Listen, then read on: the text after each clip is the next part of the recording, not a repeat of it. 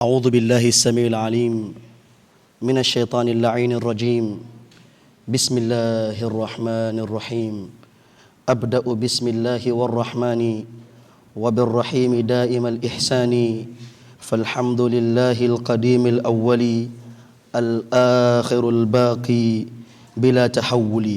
ثم الصلاة والسلام سرمدا على النبي خير من قد وحد وآله وصحبه ومن تبع سبيل الدين الحق غير مبتدع. أما بعد إخوة الإسلام والعقيدة، السلام عليكم ورحمة الله وبركاته. اللهم افتح بخير واختم بخير واجعل عاقبة أمورنا إلى كل خير. بيدك الخير إنك على كل شيء قدير. اللهم اجعل جمعنا هذا جمعا مرحوما وتفرقنا من بعده تفرقا معصوما. ولا تجعل فينا ولا بيننا شقيا ولا مرحوما. وارزقنا يا مولانا قبل الموت توبة وهداية. اللهم إنا نسألك خير هذا اليوم، فتحه ونصره وبركته وهداه، ونعوذ بك من شر ما فيه ومن شر ما قبل ومن شر ما بعد برحمتك يا أرحم الراحمين. السلام عليكم. Barakallahu fiki ya Sheikh. At-Takbir. We thank our Imam so much for that very brief and succinct opening prayers. Officially, we have begun today's annual GMSA WASSCE seminar. Ladies and gentlemen, let me once again, for the avoidance of doubt, introduce us to why we are here.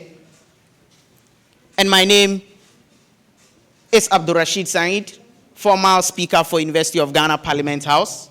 Today, we are joined together at this particular conference to find ourselves under a seminar, or to put a workshop, which is actually organized by the Greater Accra GMSA executives. And this year's workshop is actually dubbed or themed Preparing Students for WASSCE Excellence, the Role of GMSA. Today, by the time we leave here, we would get to understand the monumental impacts that GMSA would have on you as students who are actually preparing for their final exams, so long as WASSCE is concerned. And let me also state unequivocally, ladies and gentlemen, that we are joined, or we would be joined. We are joined and we will still be joined by some very indefatigable individuals, colossus in persona. These are people who have actually distinguished themselves, and we can also put that they are as well as academic juggernauts as we can put. And so you can see them handsomely dressed, seated in front of us, and today they are here to interact with us, ladies and gentlemen, so long as our success regarding the upcoming WASSCE is actually concerned. And let me also remind you that we are joined here live on HAFIZ TV, and I think when you follow them on Facebook, YouTube, and other social media handles, you could actually enjoy most of their programs as such. And so at this particular juncture, a program cannot actually officially begin without knowing who our chairman is. And for that purpose, I would have to honor our sister, who happens to be the Women's Commissioner for the Greater Accra GMSA, to introduce to us our chairperson for this sitting. At-Takbir. Women's Commissioner is coming. At-Takbir. And ladies and gentlemen, to spike your interest, let me let you understand that this sister here has actually distinguished herself and has had experience to stay for some moment in the United States of America. So please, you can introduce our chairman to us. Please. Assalamu alaikum wa rahmatullahi wa barakatuh. Ladies and gentlemen, it is with great pleasure that I introduce to you our esteemed guest speaker today, Mr. Abdurrahman Boche. Mr. Boche hails from Osu Accra in the Greater Accra region and proudly represents the rich cultural heritage of Ghana. The chairman is a distinguished individual with a comprehensive and impressive educational background. He holds a Bachelor of Science degree in Chemistry and a Master of Science degree in Analytical Chemistry from the Kwame Nkrumah University of Science and Technology, KUST in Kumasi, Ghana. Additionally, he earned a postgraduate diploma in education from the University of Cape Coast and a certificate in Arabic from the International University of Africa in Sudan. With a career spanning over 3 decades, Mr. Boche has made a significant contribution to the field of education and youth development. Currently, he serves as the headmaster of Fudai Twinkly International School, a position he has held since November 2018. His dedication to education is further demonstrated by his roles as an education coordinator for the Human Development Association International and a Hajj education facilitator, organizing practical Hajj demonstration for pilgrims. Mr. Boche's extensive experience includes key positions such as the director of the Student Welfare Project under the Firdaus Foundation for Social Services, project director for the International Muslim Youth Development Project in Sudan, and headmaster at Sadiq Senior High School. His commitment to fostering educational excellence and personal development among students is truly commendable. Beyond his professional achievements, Mr. Boche is a respected figure in the Muslim community, serving as one of the Juma Imams for the Mabruk Muslim community in Accra, and previously for the Kwame Nkrumah University of Science and Technology. He has also played pivotal roles in various organizations, including the Ghana Association for Advancement of Muslim Youth Education. He is a published author with notable works such as The Guide to Hajj and Umrah and several academic theses. His contributions to scientific research and education are a testament to his dedication and expertise. He is fluent in English, Arabic, Ghana, Hausa, and Twi. He embodies the spirit of a true educator and a mentor. He is married and a proud father of 3 children. Please join me welcome Mr. Abdurrahman Boche, a remarkable educator, a leader, a mentor, whose dedication and passion for education and youth development continue to inspire us all. The audience, your chairperson, Mr. Chairperson, your audience. Thank you. Thank you very much, ladies and gentlemen. I think we can do it better for Mr. Chairman.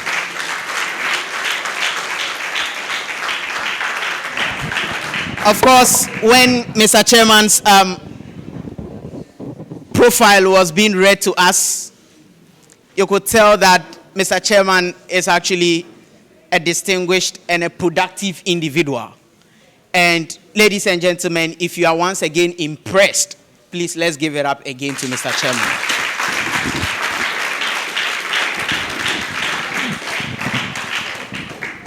So it is at this point that, of course, we will have to hear our chairman's response. Then we set the ball rolling for today. So, Mr. Chairman, if you are ready, your audience are ready for you.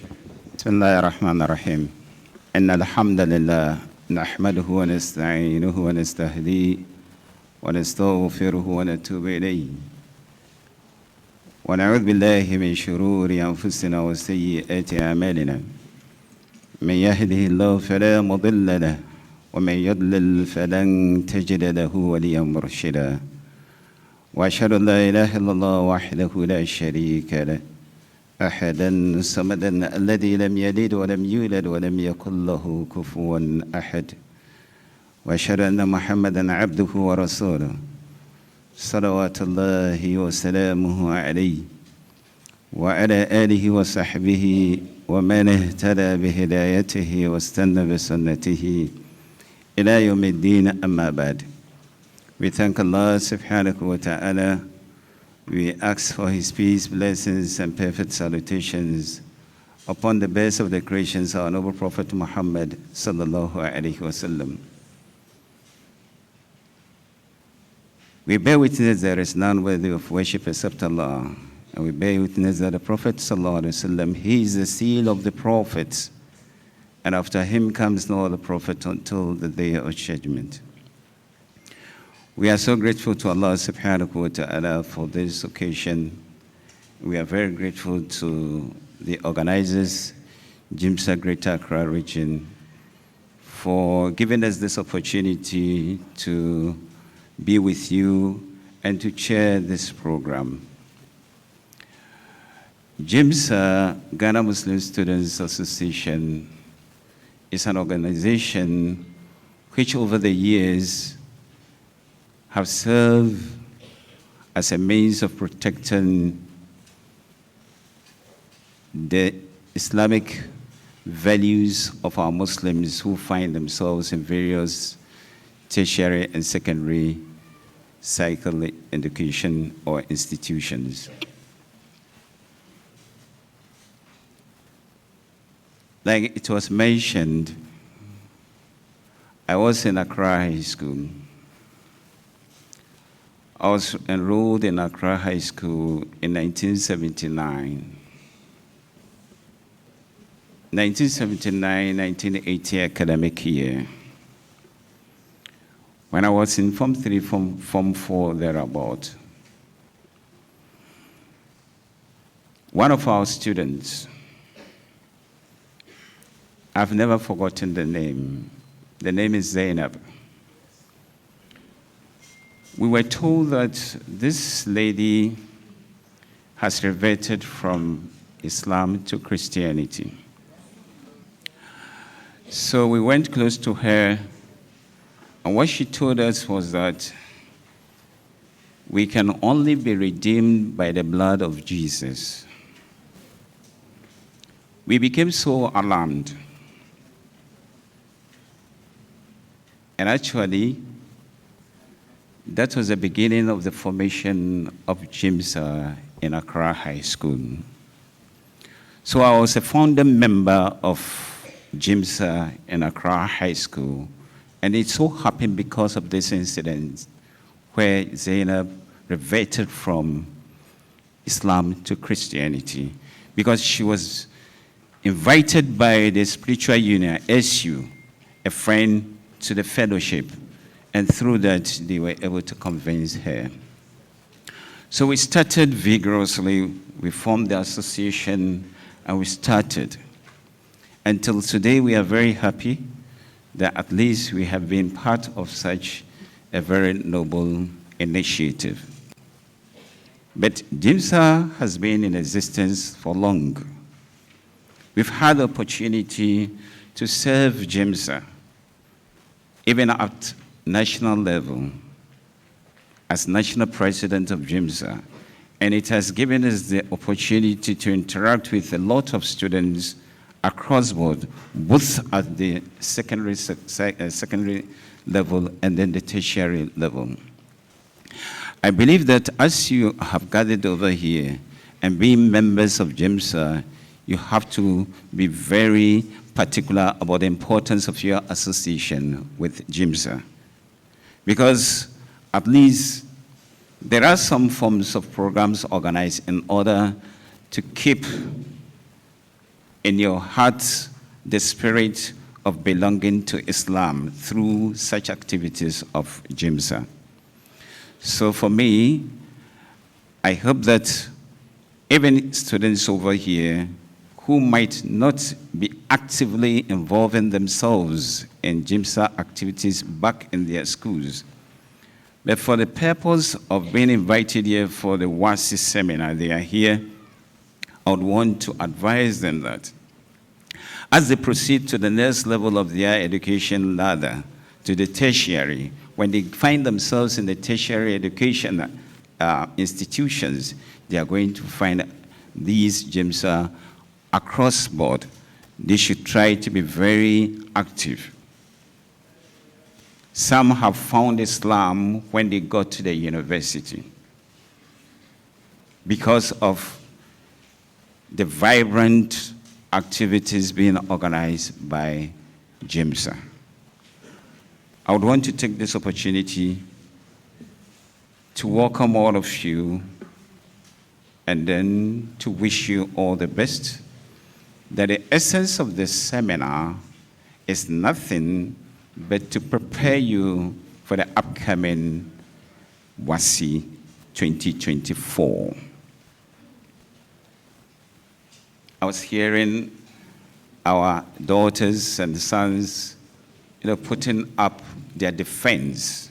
But I can tell you that when you bend the ninth candle, you can never fail because Allah will bless your effort. Never think that it is through the exam malpractices that I'll be able to pass. Believe that if I make the right effort, the Allah that I serve will give me the success. May Allah grant all of His success. On this note, I wish you a very fruitful seminar and hope that at the end of the day, you tell yourself that indeed I have benefited from this seminar and indeed it is preparing me for the upcoming exams, and wish that inshallah at the end of the day, all of you will be coming out with flying colors. May Allah make it so. I accept the chairmanship of this particular occasion and believe that I will not be able to steer the affairs of this particular program except with your maximum cooperation. I therefore request that you give the necessary cooperation so that at the end of the day we are going to have a successful seminar. Wassalamu alaikum wa rahmatullahi wa barakatuh. Thank you very much. Thank you very much, Mr. Chairman, members on the high table, ladies and gentlemen. Succeedingly, we would be rolling on these protocols, and so that would mean that we wouldn't have to start from Mr. Chairman, the high table, and all of that. So this protocol is something that we have laid, and succeedingly, we'll be taking it up from there. Let me quickly introduce to us some other distinguished personalities who are joined with Mr. Chairman on the high table, seated with, behind Mr. Chairman is a patron of the Ghana Muslim Student Association to Al-Basar Senior High School, and he also doubles as a head, administrative head of Al-Basar Senior High School. Ladies and gentlemen, with a very warm round of applause, I introduce to you Mr. Abdurrahman Alidu. Mr. Abdurrahman Alidu, these are your audience.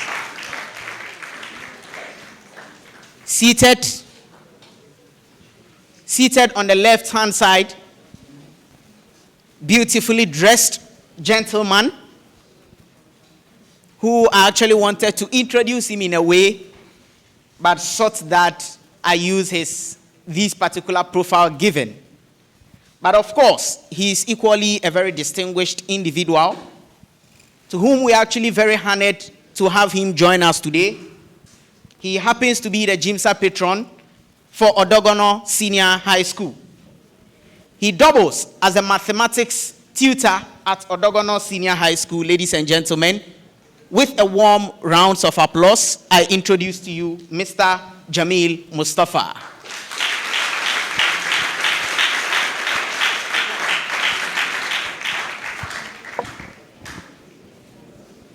Ladies and gentlemen, I need to quickly add this, and I'm sure if I actually don't add it on his profile, I may fall sick. But of course, whenever I go out and I see products from the premier university, of course, I become so elated. Let me add that he is a former student and an alumni or an alumnus of the University of Ghana. Please, I think it is at this point that we need to give it up to him again. I know most of us here are actually so much ambitious that, oh, after WASSCE, I want to go to the University of Ghana. I want to go to the premier university. And of course, KNUST is also one of the best schools you could have. And I remember vividly that I once had the opportunity to MC their programs. And of course, the infrastructure and all of that, they have it. And I think let's give it up to Mr. Chairman also being an alumnus of KNUST. Of course, I don't want to be biased, ladies and gentlemen. The UCC people are also looking at me with some eyes. And I'm not so sure whether we have on the high table any UCC alumnus. But in case there is, I think we should give it up to him in absentia, ladies and gentlemen. Then we move quickly again to the next individual. He is actually seated on the behind and on the right-hand side of our chairman. He happens to be the GMSA patron for hot cars. Ladies and gentlemen, he has said that he responds to the nomenclature, Mr. Suleiman Isa. Let's give it up to Mr. Suleiman Isa, ladies and gentlemen. And of course, last but not the least, we would have others who will join us soon. Happens to be the GMSA patron for Tema Senior High School. And I'm very sure that the Tema school or the Tema students here should actually shake the place for us and make us know that they are proud to have this personality in their midst. He happens to be a tutor from Tema Senior High School, specifically from the mathematics department. Ladies and gentlemen, we are joined by Mr. Adams Abdullah. Let's give it up to Mr. Adams Abdullah.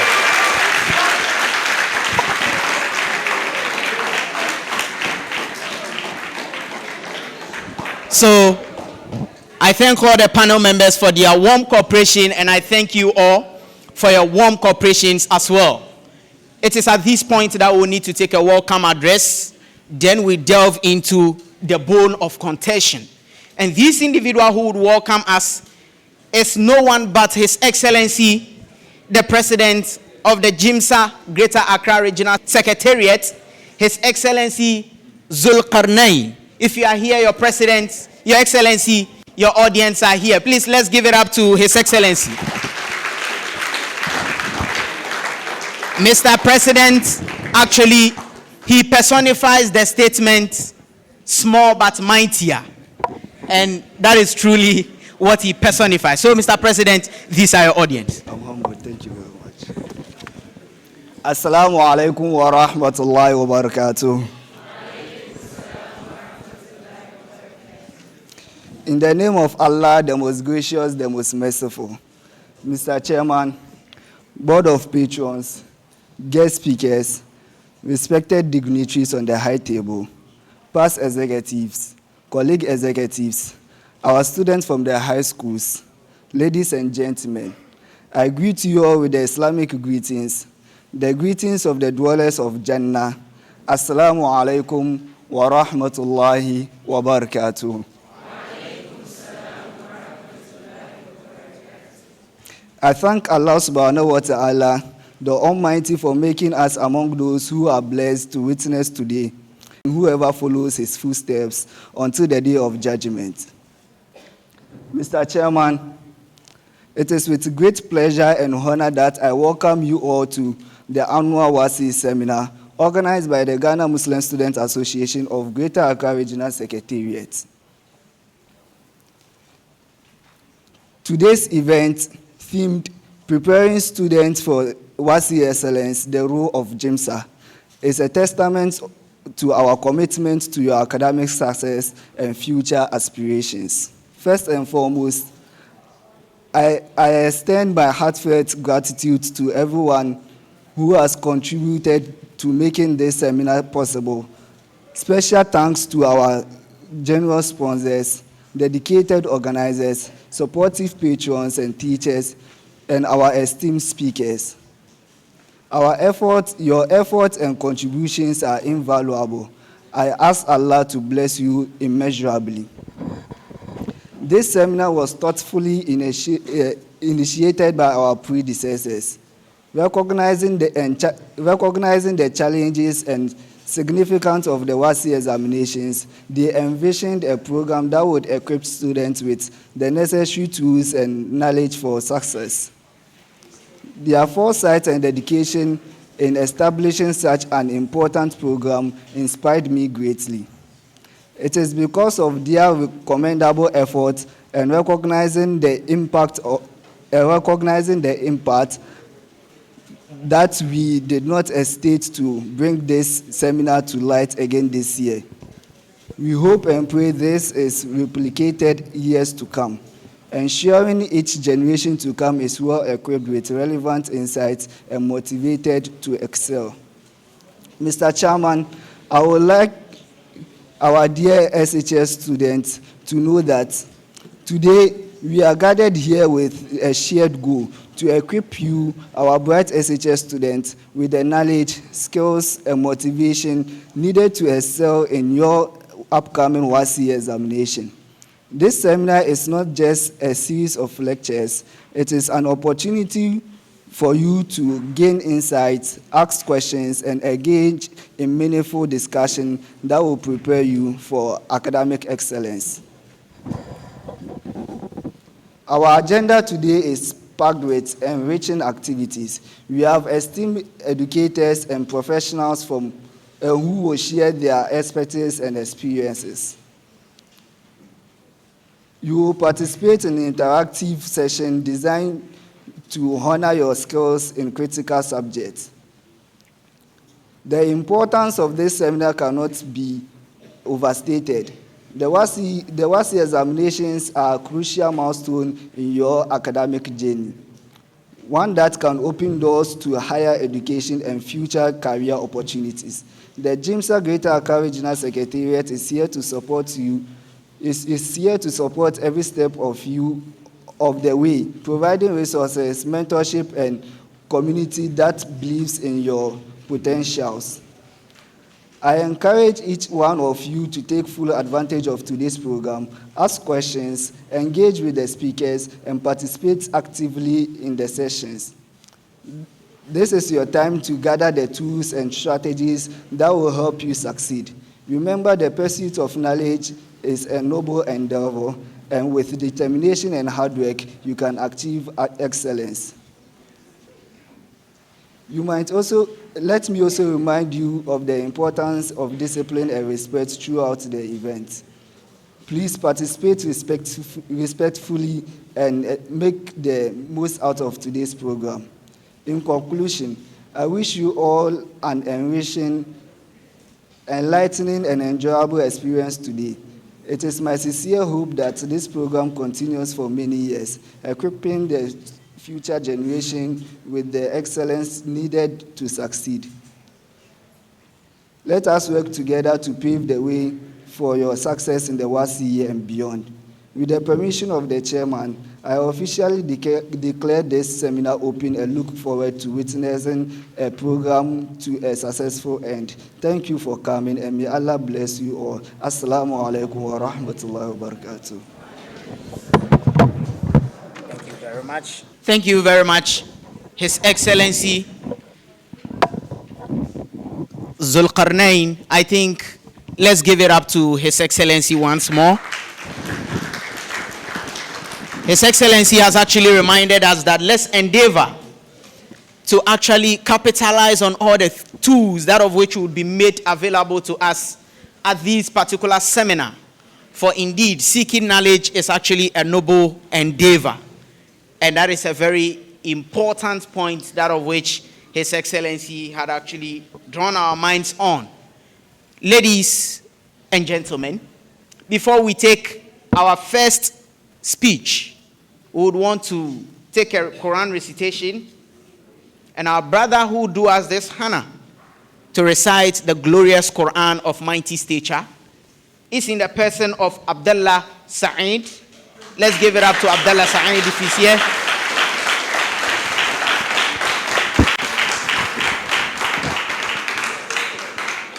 I like the supports, and usually when the support comes like that, it actually increases the spirit and the morale. فليتفضل المشكور يا أخي.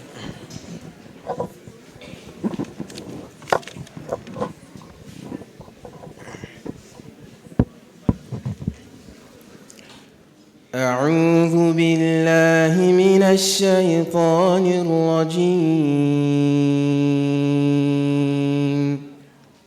بسم الله الرحمن الرحيم. اصبر على ما يقولون واذكر عبدنا داود ذا الأيد إنه أواب.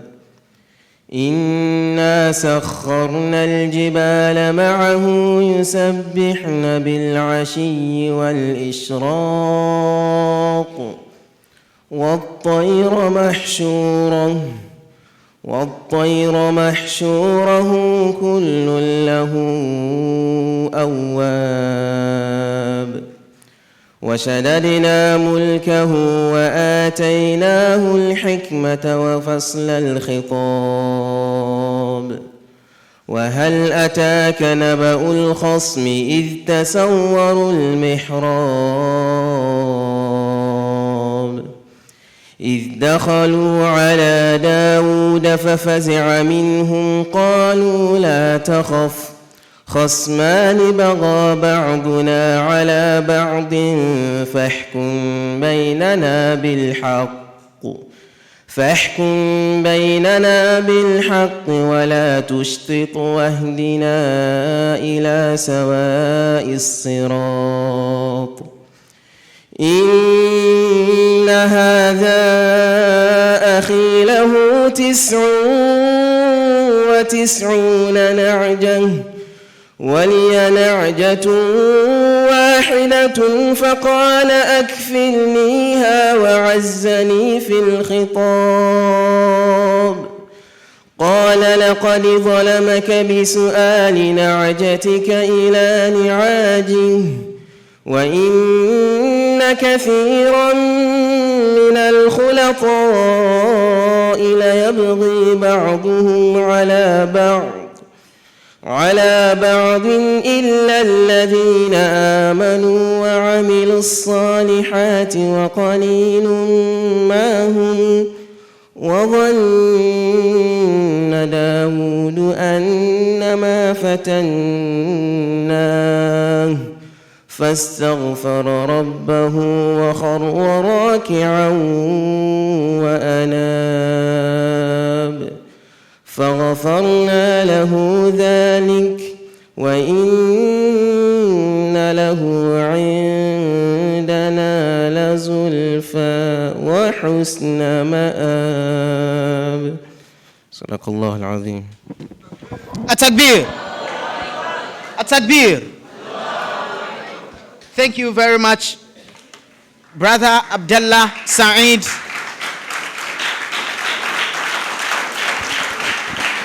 Thank you very much. Thank you very much, ladies and gentlemen. We thank our brother Abdullah Saeed for that very melodious recitation of the Quran of mightiest stature. We pray to Almighty Allah to bless us with the verses of the Quran and keep elating our status in the sight of Allah. Now, ladies and gentlemen, we take our first speech. I hope that we have our pen and papers ready to jot down questions and points. And I'll leave the microphone to our first speaker, who is in the person of Mr. Jamil Mustafa. At-Takbir. At-Takbir. Let's give it up to Mr. Jamil Mustafa, ladies and gentlemen.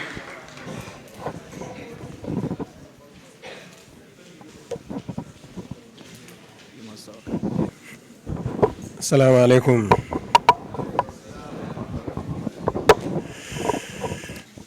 In the name of Almighty Allah, most gracious, most merciful.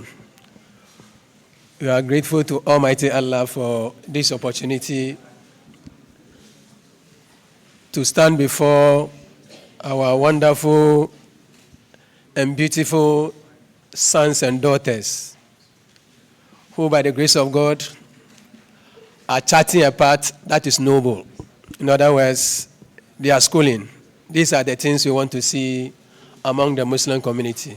We are very proud of you and will continue to encourage you to do what you are doing. And by the grace of God, we shall all say Alhamdulillah ultimately. So unfortunately, some of our brothers and sisters are not able to pursue their dreams. And we know the reasons. The reasons are not too far-fetched. We all know why. Some parents have difficulty sponsoring their students in school. They wish they can do that, but conditions do not allow. And unfortunately for us, In our Muslim communities, we don't have systems that support such individuals. So some of them are left behind. So those of us who are privileged, we should thank our parents, pray for them, listen to your advice, and work hard and change the narrative in your family and your community. So you are carrying more than one flag or umbrella. You have a bigger responsibility as a Muslim student because our challenges are enormous, you know it. So let's keep working hard as Muslims. There's nothing we can do if you are put our mind to it. So we are all proud and we thank you for coming. May Allah let us see a very successful program at the end of the day. Thank you.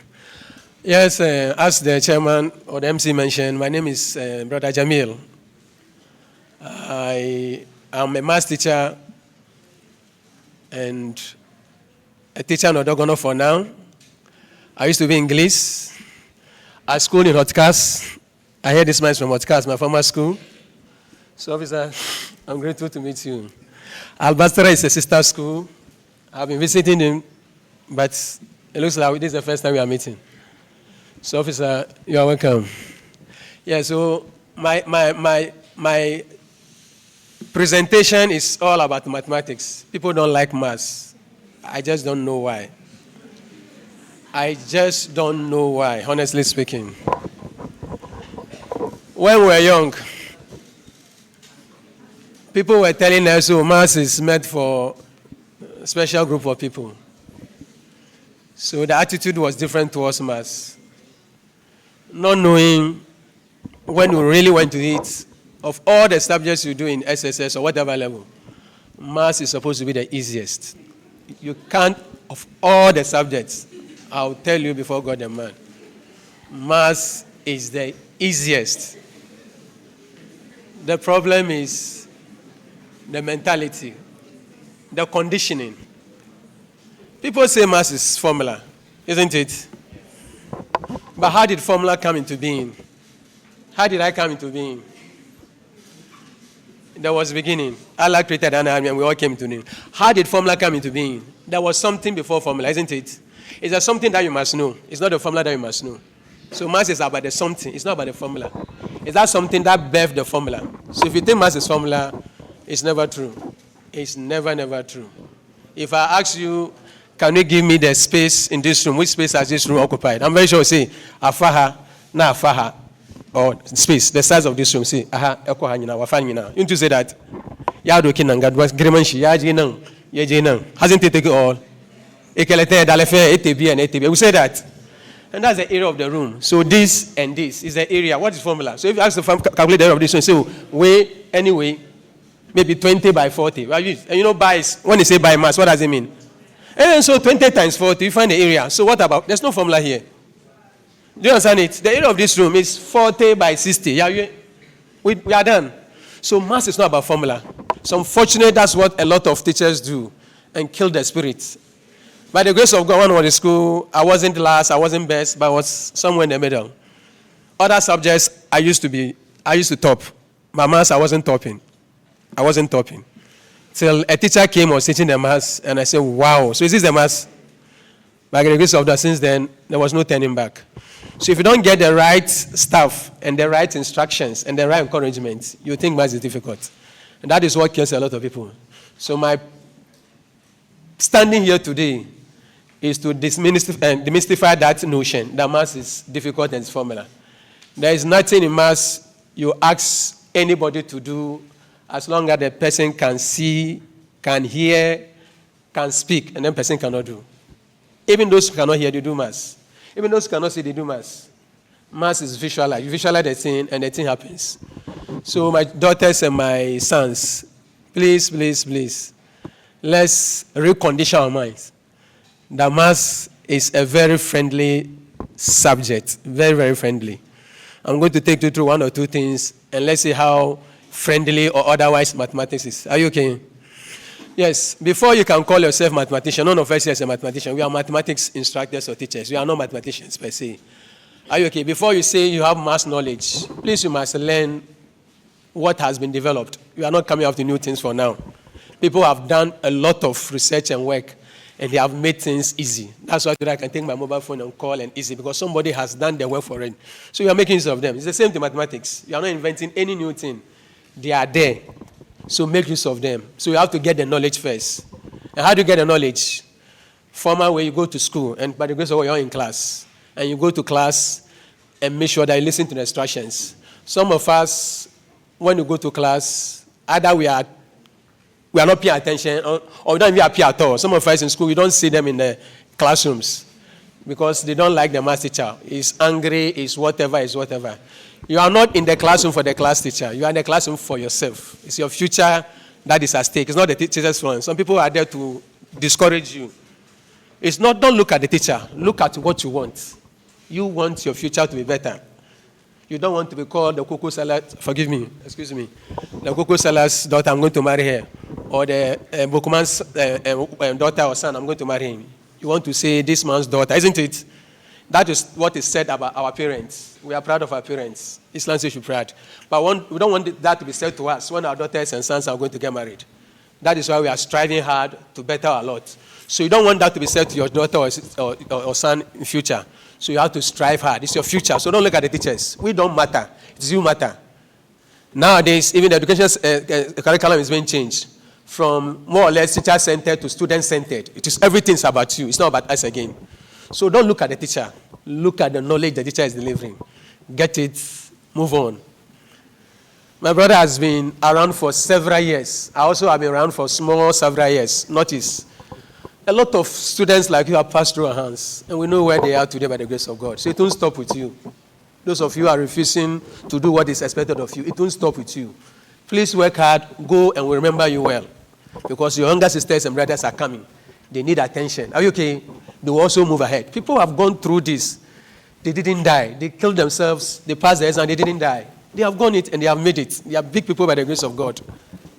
I'm telling you they are by the grace of God. Are you okay? So it won't stop with you. Some think as for me, I am this, so me, I don't care. Teachers say they are. No. Please do what is expected of you as a Muslim. As a student, put in all your effort. Just pass these exams and move on with your life. And when you see me today, I saw your president. He met me today. I didn't recognize him. No, we met several years. I don't even remember me. That's how it is. We help you go away. That is it. It's Islamic duty. It's when they have been paid. But we have dual responsibility. As a teacher, as a Muslim.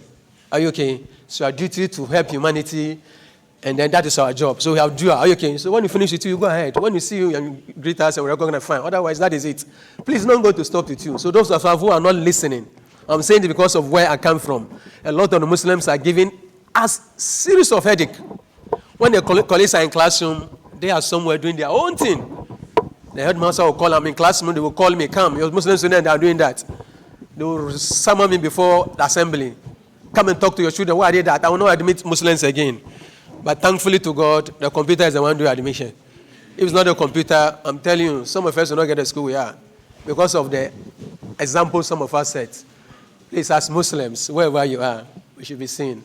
Wherever we are, we should be seen that we are Muslims. They don't joke with Muslims. In my school, those of you who came from my school, there are a lot of teachers there. I'm very tiny, very, very tiny. But the headmaster doesn't joke with me by the grace of God. I say by the grace of God. By the grace of God. Because I'm a Muslim. I am a Muslim. There are things that, as Muslims, whether you like it or yes, people will see it. Are you okay? So that is the first thing I want to say about the discipline of the Muslim students in the various secondary schools. Let's watch it. Let's watch our attitude and discipline.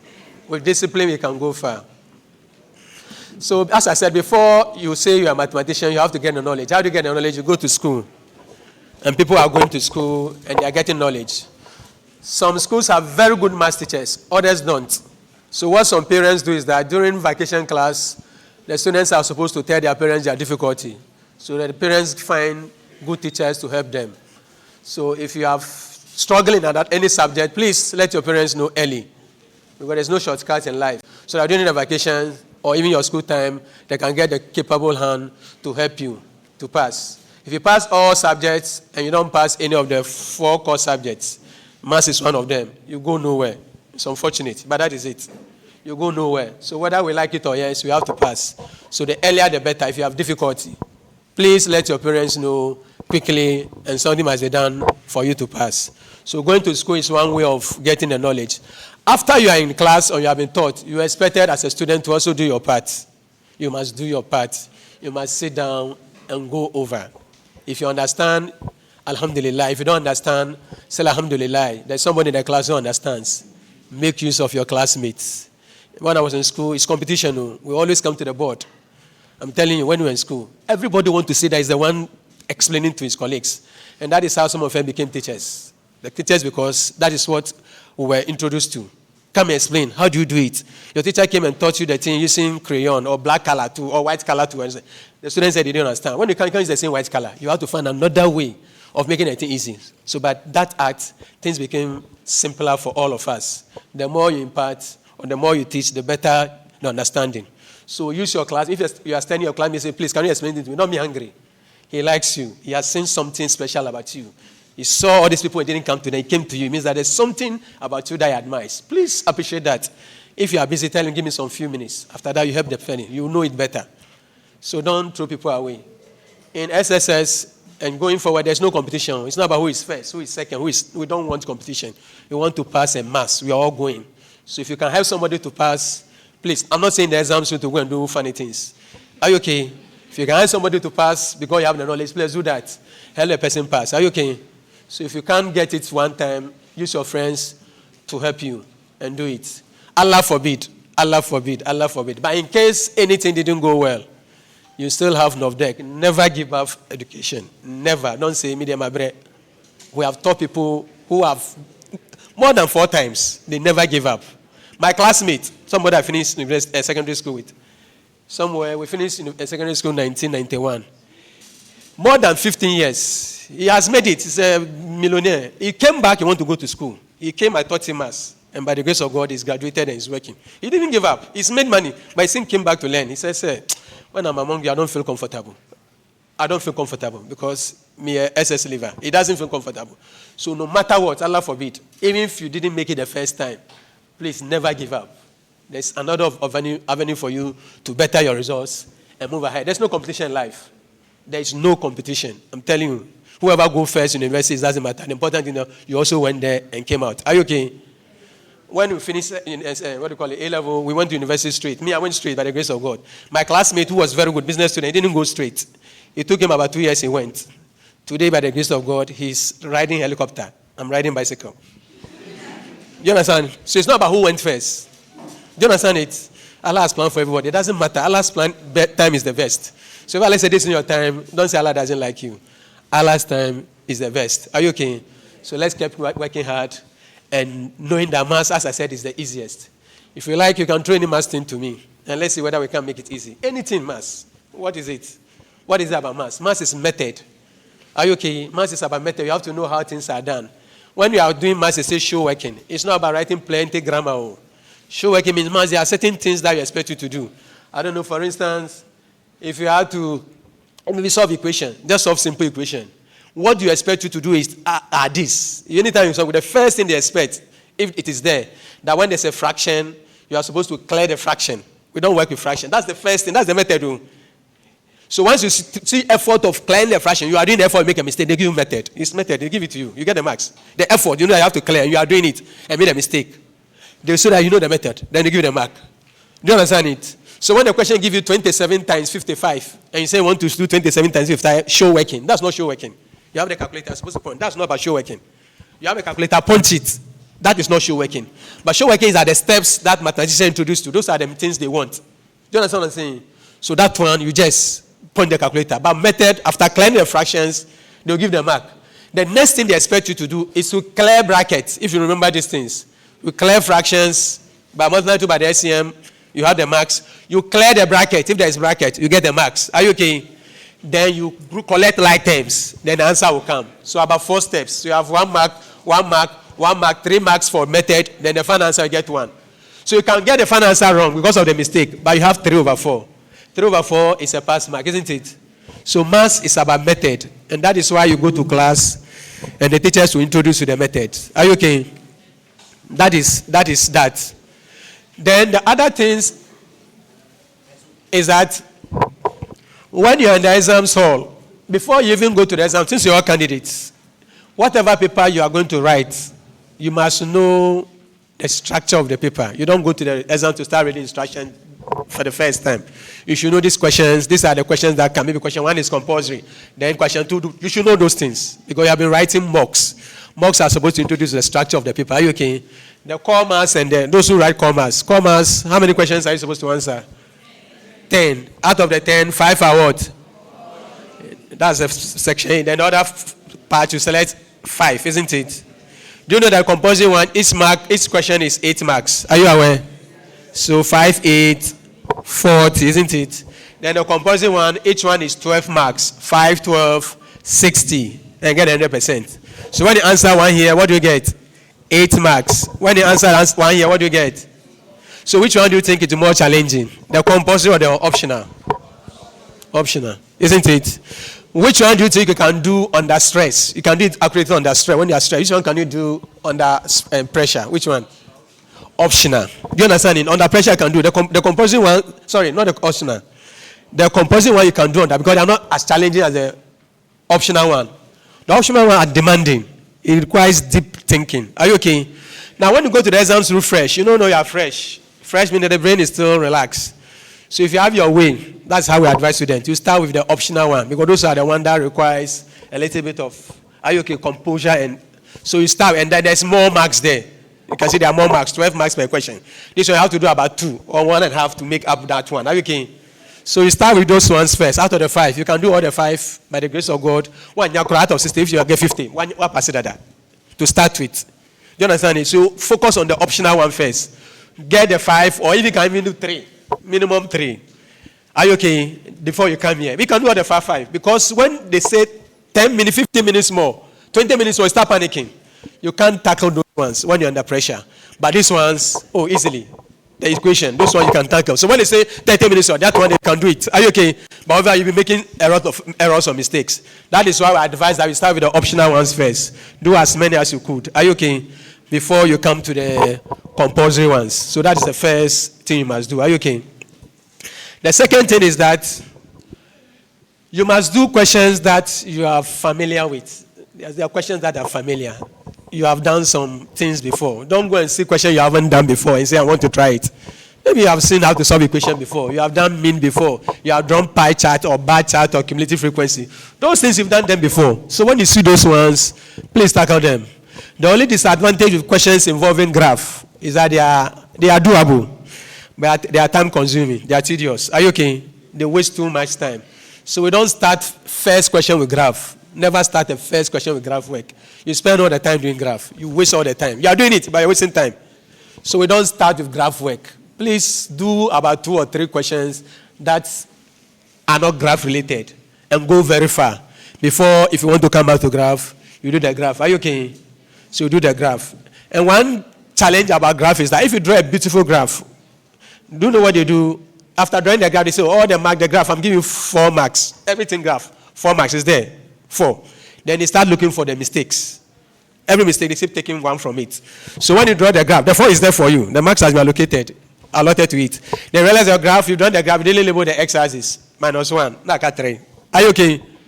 You understand it? Then they say that your scale is not uniform. -1, not 2. They realize that you are supposed to label something. You didn't label before you realize aka 1. If you are not careful, you get 0. You beautiful graph, you get 0.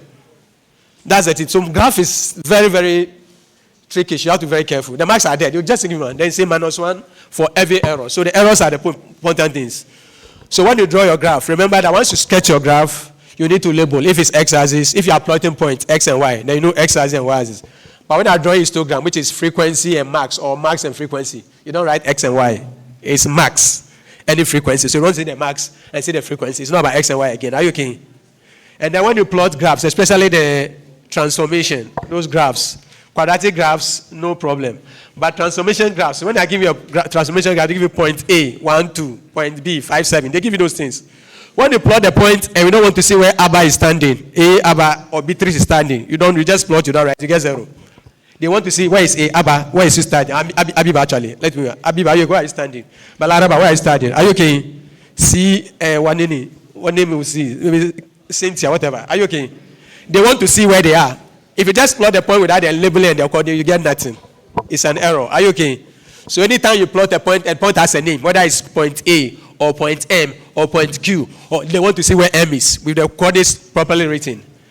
A 35, B 45. Are you okay? And points, the coordinates are written horizontally, not vertically. We know that. Vertical is for vector. If you have vector, then vertical. Vector. Agreed. If you are not vector, it's horizontal. We know that. If you go write vertical, it's error. Are you okay? So anytime you plot your points, make sure that you label them if they have names. If the point doesn't have name, you just plot. That's why we don't care. Plot the point table X, Y. Like quadratic graph, X, 1, 2, -1, -2, -3, all the way to 5. And Y. And that's why you don't have to write the coordinates because you don't have names. Are you okay? That's why no coordinates. But those who have names, you have to say where A is. So those are the problem with graph work. Is it okay? So let's watch it and label our graph correctly.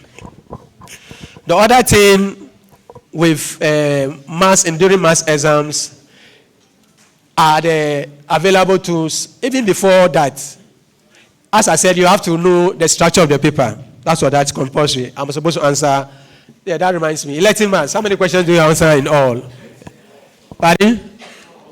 Who said 13? You mean 13 minus 1? Okay, 12. It's 12, not 13. Are you okay? The 12, how is it structured? How is it divided into? Anybody? The 12 is divided into 2 sections. Section A, 8 questions, compulsory. 8. Compulsory. Section B, 7 questions. You are supposed to answer 4 out of the 7. But unfortunately for you, the 7 questions has been divided into SS1, SS2, SS3. I'm just giving an example. Are you okay? Actually, part 1, part 2, part 3. So I'm calling SS1, SS2, SS3. The optional one. 3 parts. Those of you do elective maths, you know that.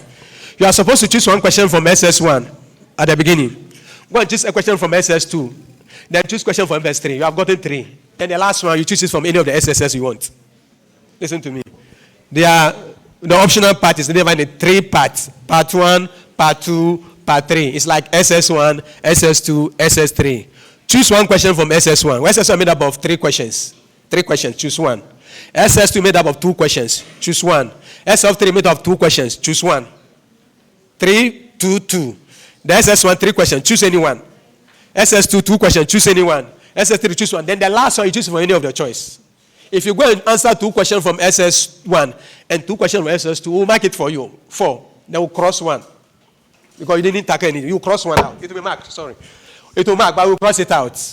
And we'll write more questions attempted. You have answered from, are you okay? You're not supposed to answer 2 questions from there. So please don't forget that. It happens, students have gotten everything, but your heart is bleeding. As an examiner, you are crossing things out. Your heart is bleeding. So please remember that. Answer 1, 1, 1. Then the last one, you choose it from any of the session that you think you are stronger or more powerful in. Are you okay? It's okay. Then the other thing is that when you finish the exams, you are supposed to put the questions you answered in the front. You are supposed to write answer question 1, question 7, question. You are supposed to write it. If you don't write, no punishment. But if you are not careful, it will go against you. You see, teachers, examiners, we mark. We are careful. But mostly we mark because we want to get money. Yeah. So the more you mark, the more money you get. So in the process to finish and go for more, instead of transferring the marks from the middle to the, some of them will leave it there. The marks is in the end, but you forget to bring it here.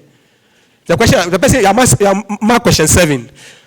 But you have forgotten that you have to record question 7 for the student. But if the question has written that he has answered question 7 here, you say, but also a question, how come that didn't record question 7? Then you are forced to go back. So that's the benefit of writing the questions you answer. Very important. Do you understand it? So that I can cross-check and see whether the examiner has recorded everything for you or not. I'm saying that there's no cause for alarm. If the examiner didn't see it and they pass it, why have a system of going? But the unfortunate is that it's not a 100% system. Maybe it's 99.9. The 0.1 is yours. They may not pick it. They may not see.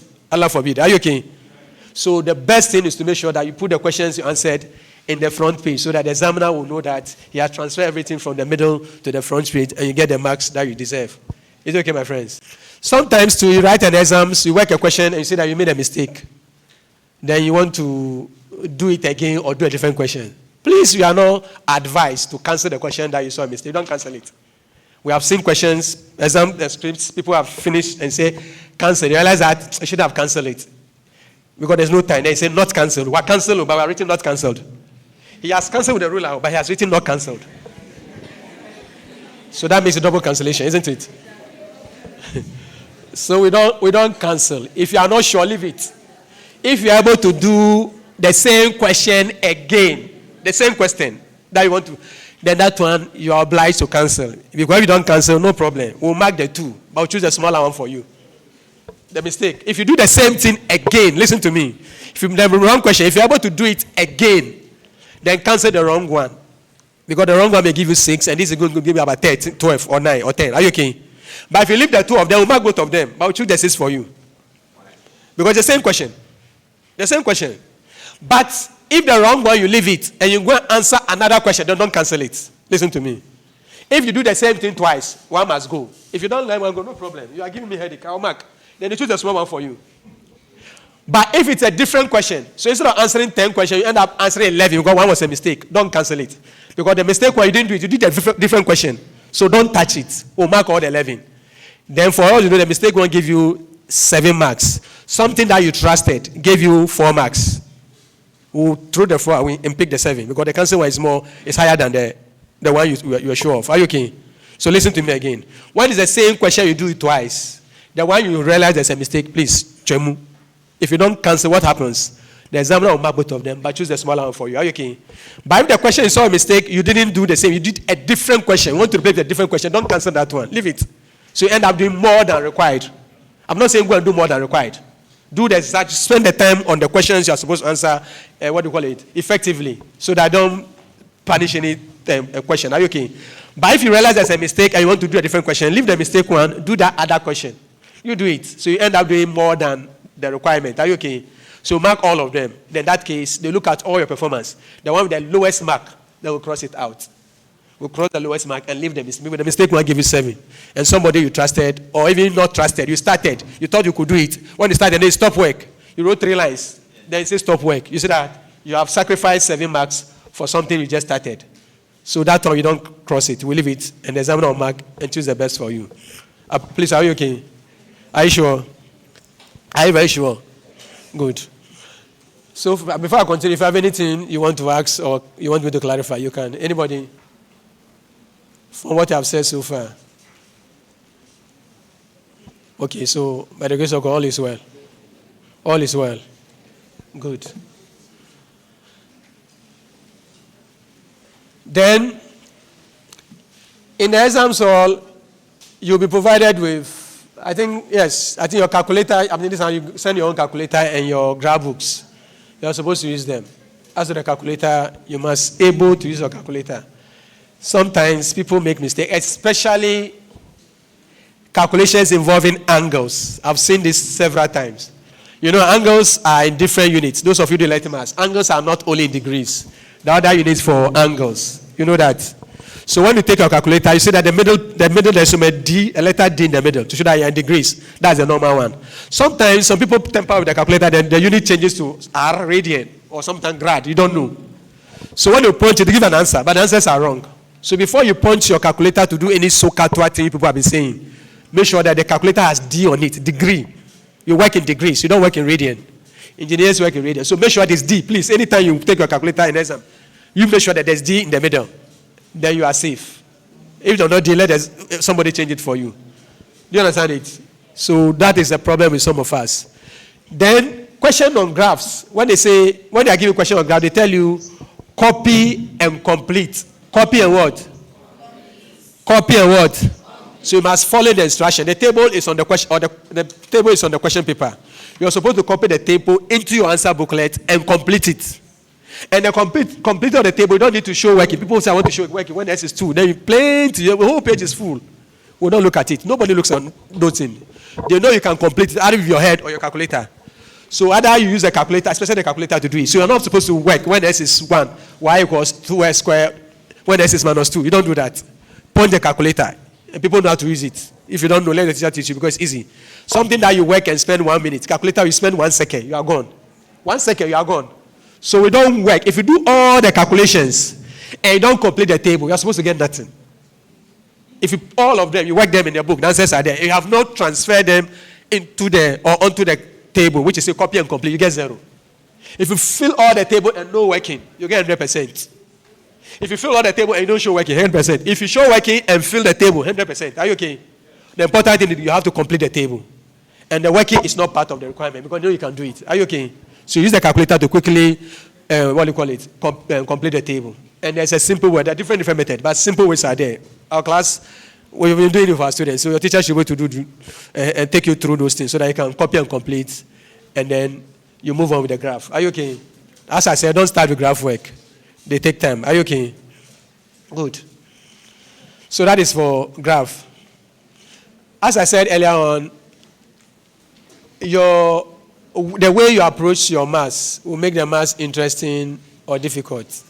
I remember somebody was asking me, what's the formula for, is it a sphere? Well, who knows the formula for area of a circle? Just area of a circle. Anybody? Are you sure? Our time it was 2 pi. Officer, what's the formula for area of a circle?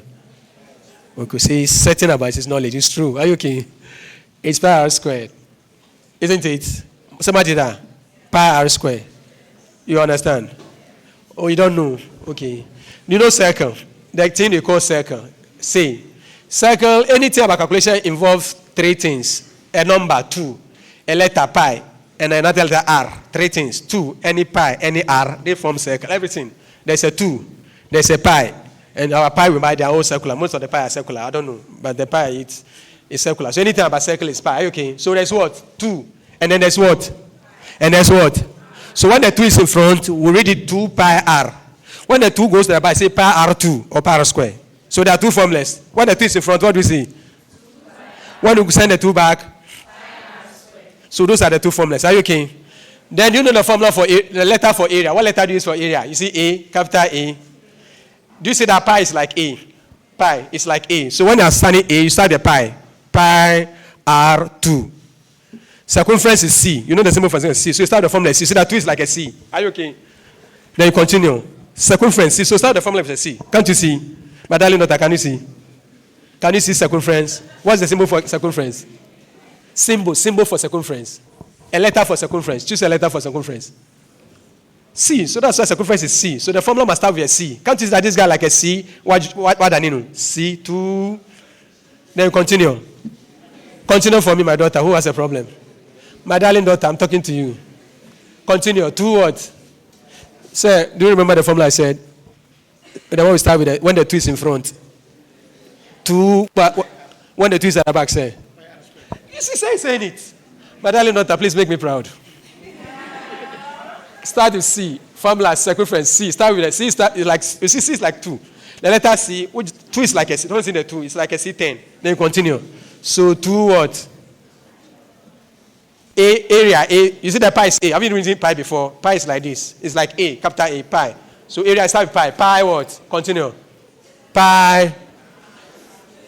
Say it, my daughter. We are here for you. Please, we are here because of you. Yo, she's happy. So it's easy to remember. Are you okay? Okay, thank you very much. She got it. Have you seen that if you have the A and the C, you can write the formula? Everybody can say the formula of area of a circle. A pi r square. Circumference C, 2 pi r. Agreed. Now, if you know the area of a circle, you should be able to tell me the area of a sphere. You know a sphere, orange. A ball, a football. It's a sphere. If I'm holding a sphere in my hand right now, a sphere in my hand, orange. The person sitting in front of me, directly in front of me, will see a circle. You see just one part of it. The person sitting on my right will see another circle, isn't it? What the person on the left? And the person here. So how many circles form a sphere? So if you know the area of a circle, you should be able to tell me the area of a sphere. What's the area of a circle? Pi r square. So area of a sphere. 4 pi r square. Because it's 4, you can see. Can't you see? If I'm holding a sphere, it's like a 4 circle. You can see circle, everybody. So if I know circle, I know sphere. What's the big deal? So that is how you make things easy. Are you okay? Are you okay? So I wish we'll get the opportunity to demonstrate on the board, but maybe boss, I just have more time. So, okay. My wonderful MCs have a few minutes. So if you have opportunity, we would have demonstrated things to you, to tell you. If anybody has anything in maths, anything you want to stay in maths that you think is difficult, just mention it. I told challenge. And let's see whether we all not appreciate it right now. Anything, any topic, anything maths. Let's hear my darling daughter. Logarithm. Okay. Okay. Okay. Guys, it's okay. Listen to me. This would have been best explained if there was a demonstration. But listen to me. Do you know that when you have, listen to me, when you have 2 times 2 times 2, you are allowed to write 2 raised to the power 3. You know that? 2 times 2, that's 2 raised to the power 3. You know that? What about 5 times 5? 5 raised to the power what? 2. 5 squared. Do you know that number 8 is same as 2 times 2 times 2? So 8 is 2 raised to the power what? Again, 8 is what? Agreed. 8 is what? The 3 on top, we call it power, isn't it? Or exponent, or what? And the number that is carrying the power is called what? The base. And the 8 itself is called what? The number. So we have the number, we have the power, we have the base. Agreed. Agreed. Agreed. So who is the number? Who is the base? Who is the power? Fantastic. Logarithm too has a structure. Log. Anytime you say find log of a number, there's a structure you must follow. When you say log of any number, maybe 20, give me the base. If you don't get me, I can't give you the answer. Every log must tell me the base. That's the structure. Log of a number. Yeah, what is the number? 30. What is my base? They tell you the base before you can tell me the answer. So when you give me log 20 and tell me base 2, and I'm making log 20 base 3, they are different answers. So when you give me a longer, tell me the base. So the structure of a log is log, the number, whatever, and the base. Now tell you the answer. So now let's look at the 8 that we just did. Log. We are going to write the 8 in log. Log. Who is the number here? 8. So write the 8. Base. Who is the base there? 2. So what will be the answer? What is left? The answer is 3. Log 8, base 2, they are left the 3. Have you seen it? Do you understand it? Log of the number. Who is the number here? 8. Who is the base there? So what is left? 3. So that is it. Are you okay? So log 8 base 2, the answer is 3. Another one. You know that 100 is 10 squared. 100 is what? Can you write it in log? Log of number. Who is the number? Who is the base? So what is the answer? You don't answer. Are you okay? Are you okay? So it's not a big deal. I wish there's a board. But you see that you can see. We are not even writing, but you can see by the grace of God. You see how easy it is? That is how easy log is. If you have the demo, we'll continue. So it's not a big deal. There's nothing which is difficult. But as I said, my time is limited. I'm here because, by the grace of God, I'm a Muslim. I thank Allah. And it's my duty to come and encourage and support my daughters and sons. So most grateful for the opportunity. May Allah bless all of us. Assalamu alaikum wa rahmatullahi ta'ala wa barakatuh.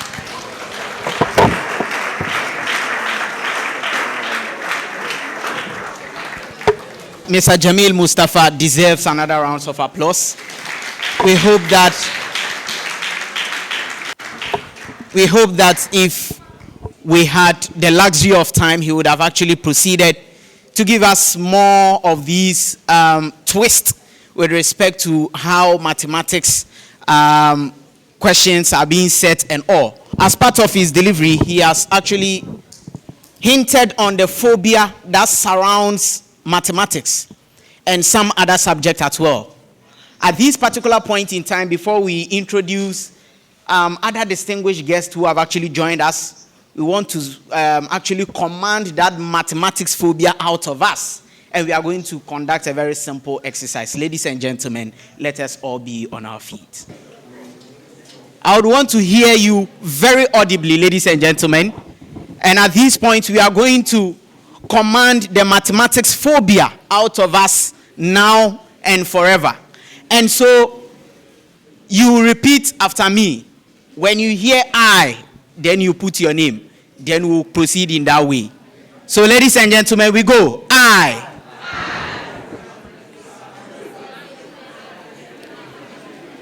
I. Ladies and gentlemen. Hereby. Hereby.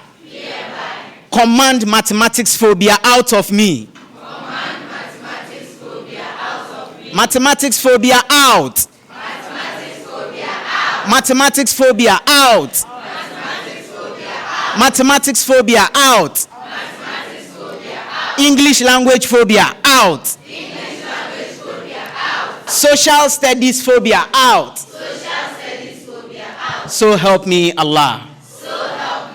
So help me Allah. Now we can give ourselves a round of applause and resume our seats.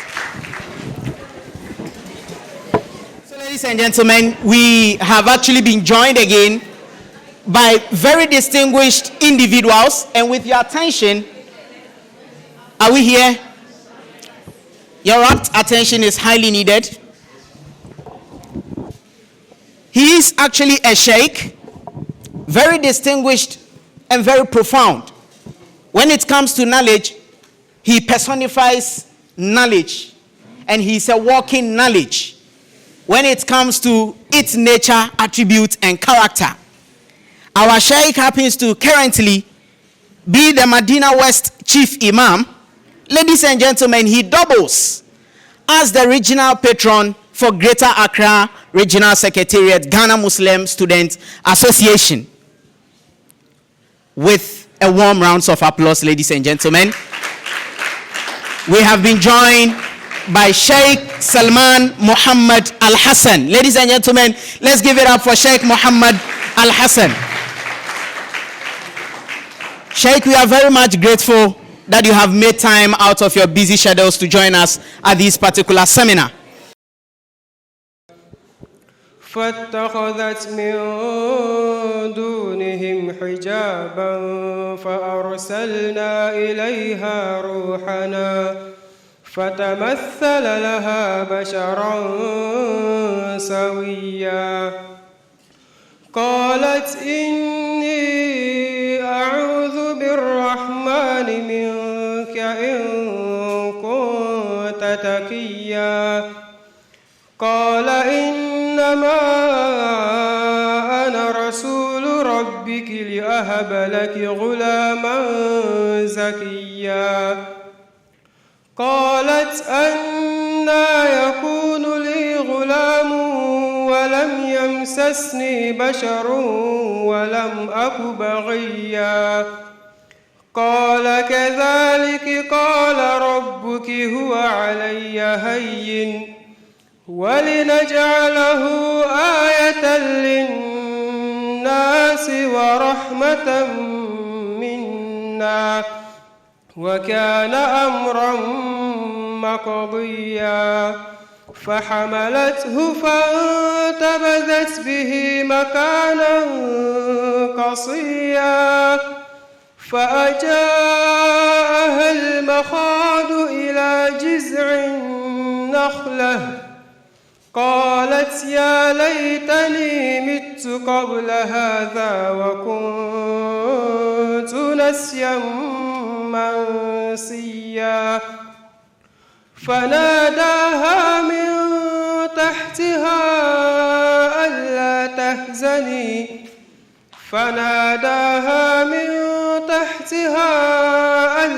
تحزني قد جعل ربك تحتك سريا وهزي إليك بجذع النخلة تساقط عليك رطبا جنيا فكلي واشربي وقري عينا فإما ترين من البشر أحدا فقولي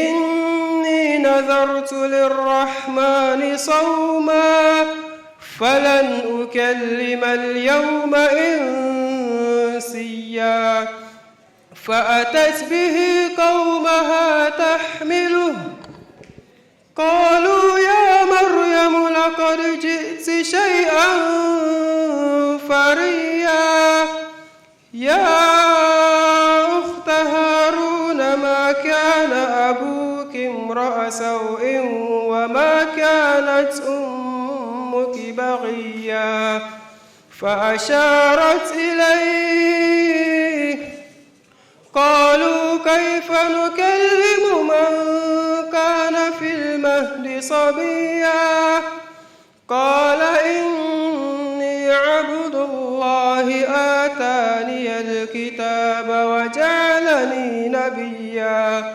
وجعلني مباركا أينما كنت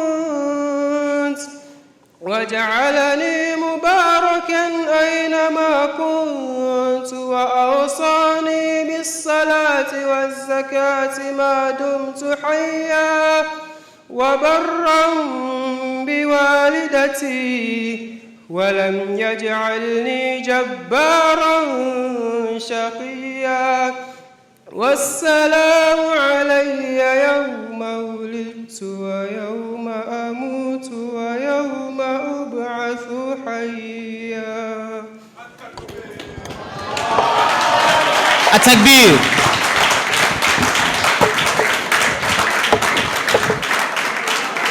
التكبير.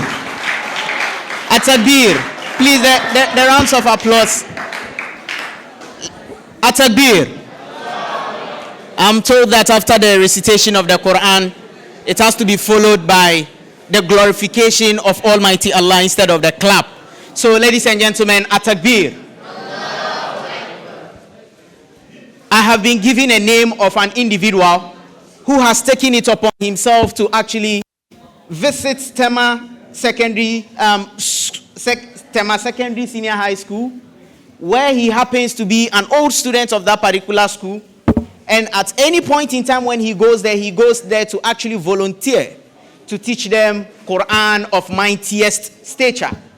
Ladies and gentlemen, interestingly, to spike your emotions, this gentleman happens to be an alumnus from the premier university, the only university in Ghana, University of Ghana, where I happen to be a student. And this individual is by the name Ismail Khalid. Let's give him a round of applause for that yeoman's job to which he has been doing. And we pray to Almighty Allah to keep on blessing him for us.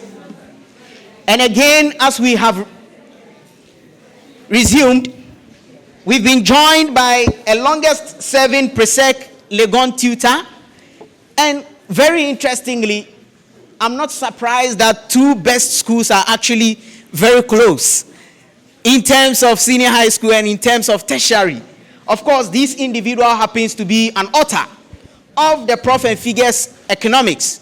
And so if you happen to be reading economics at a senior high school and you see any book that surrounds or is titled Prof and Figures, this man is actually revered and he is the author behind this book. Ladies and gentlemen, he also doubles as the chief examiner of economics. Then again, he happens to be a former patron of Presec Legon, where I think last year they stated their mantra that they are serving the living God. Right?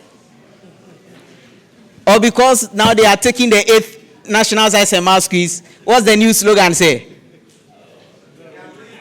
So they are going to 9th. Right?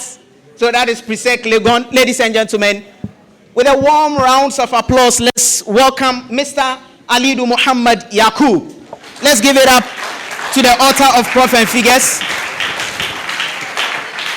And I think for some of us, Prof and Figures has actually helped us in understanding economics. Else, I may not have been reading economics at the university. So, say you are welcome, and your audience are actually here for you.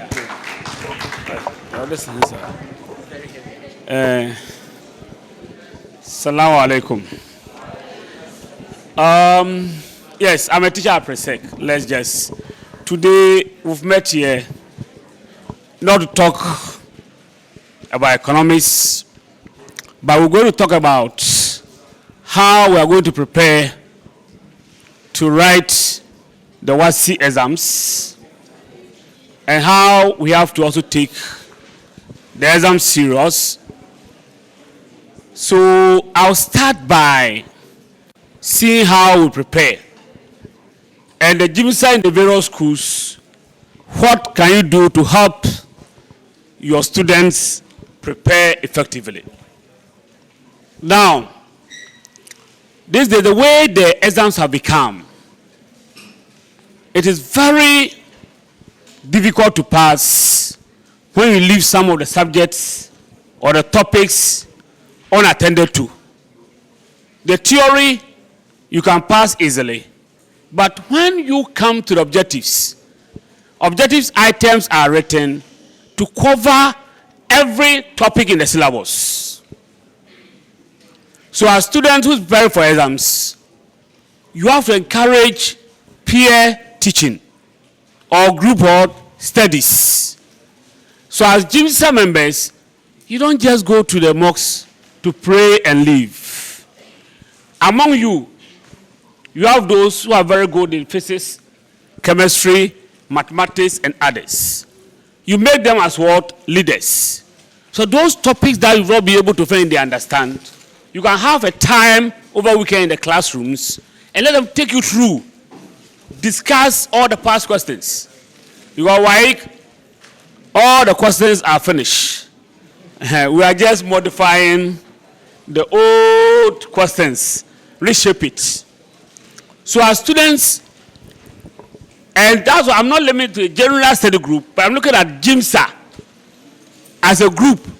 What can we do in our various schools to ensure that our students or our colleagues pass and pass very well? You have to make sure that those who are very good in the various subjects, you select them as what? Leaders, so that they will lead you in revising those what? Topics with you.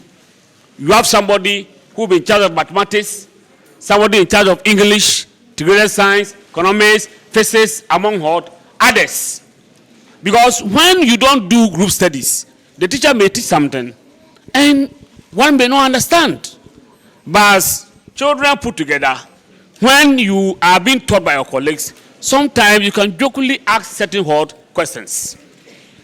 So as someone preparing for the exams, the first thing you need to do as GMSA is to form study groups among yourselves so that those topics that people don't understand, you can teach them. That is the first thing you need to do. Now, having done this, and you are preparing effectively, everybody belongs to what? A group. You need to ensure that at least you stay out of what? Trouble.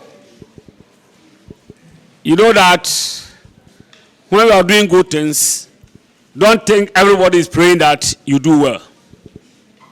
And as Muslim students, and for that matter, GMSA members, sometimes get to the exams, you are mostly involved in a lot of disciplinary issues. And within that time, maybe you are suspended, go home, you are deboardized, and that would what? That would disorganize you.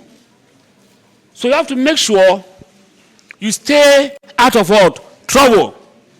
I think that recently, about 2 months ago, you heard that in Presec,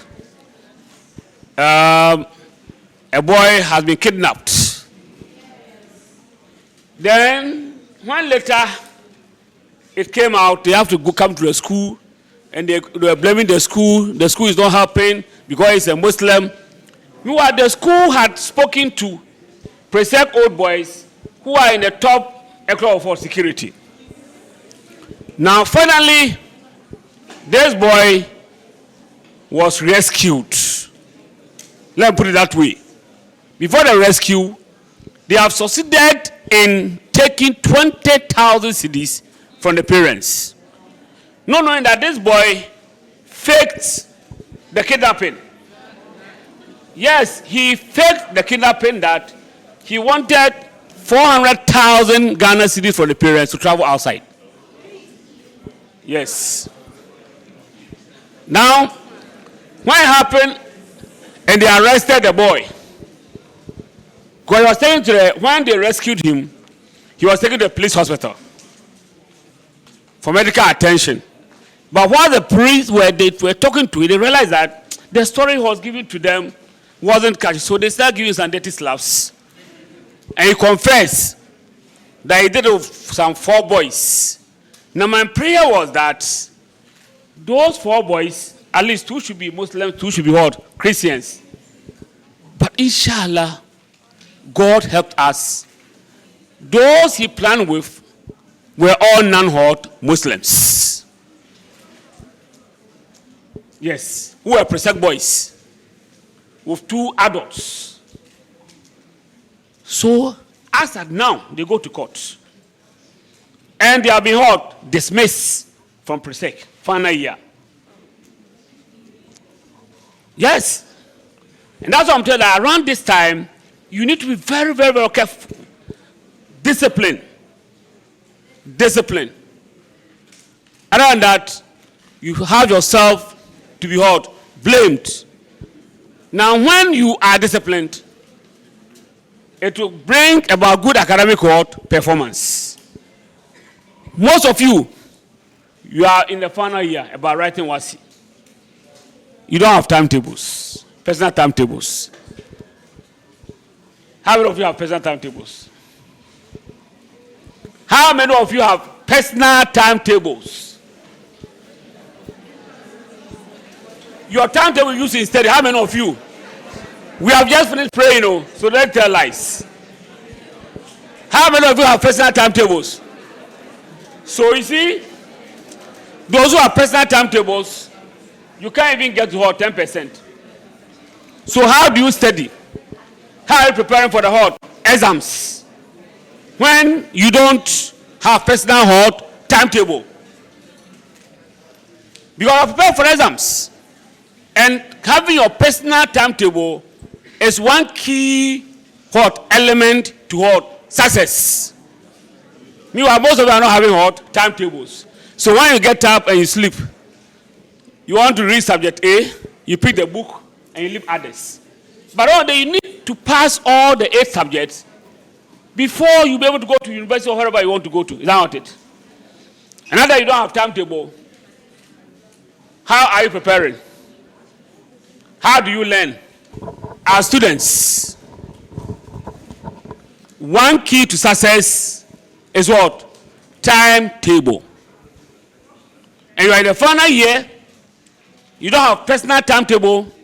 So how are you preparing for the exams? Ask yourself. When you don't have a personal timetable. So please,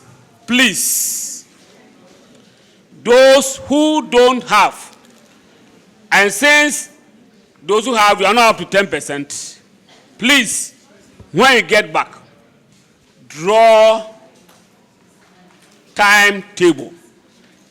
Let me see the GMSA executives who are here from the various schools.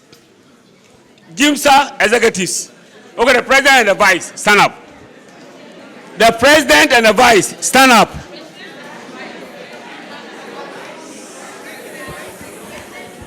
GMSA presidents and the vice, stand up. Yes. Now listen.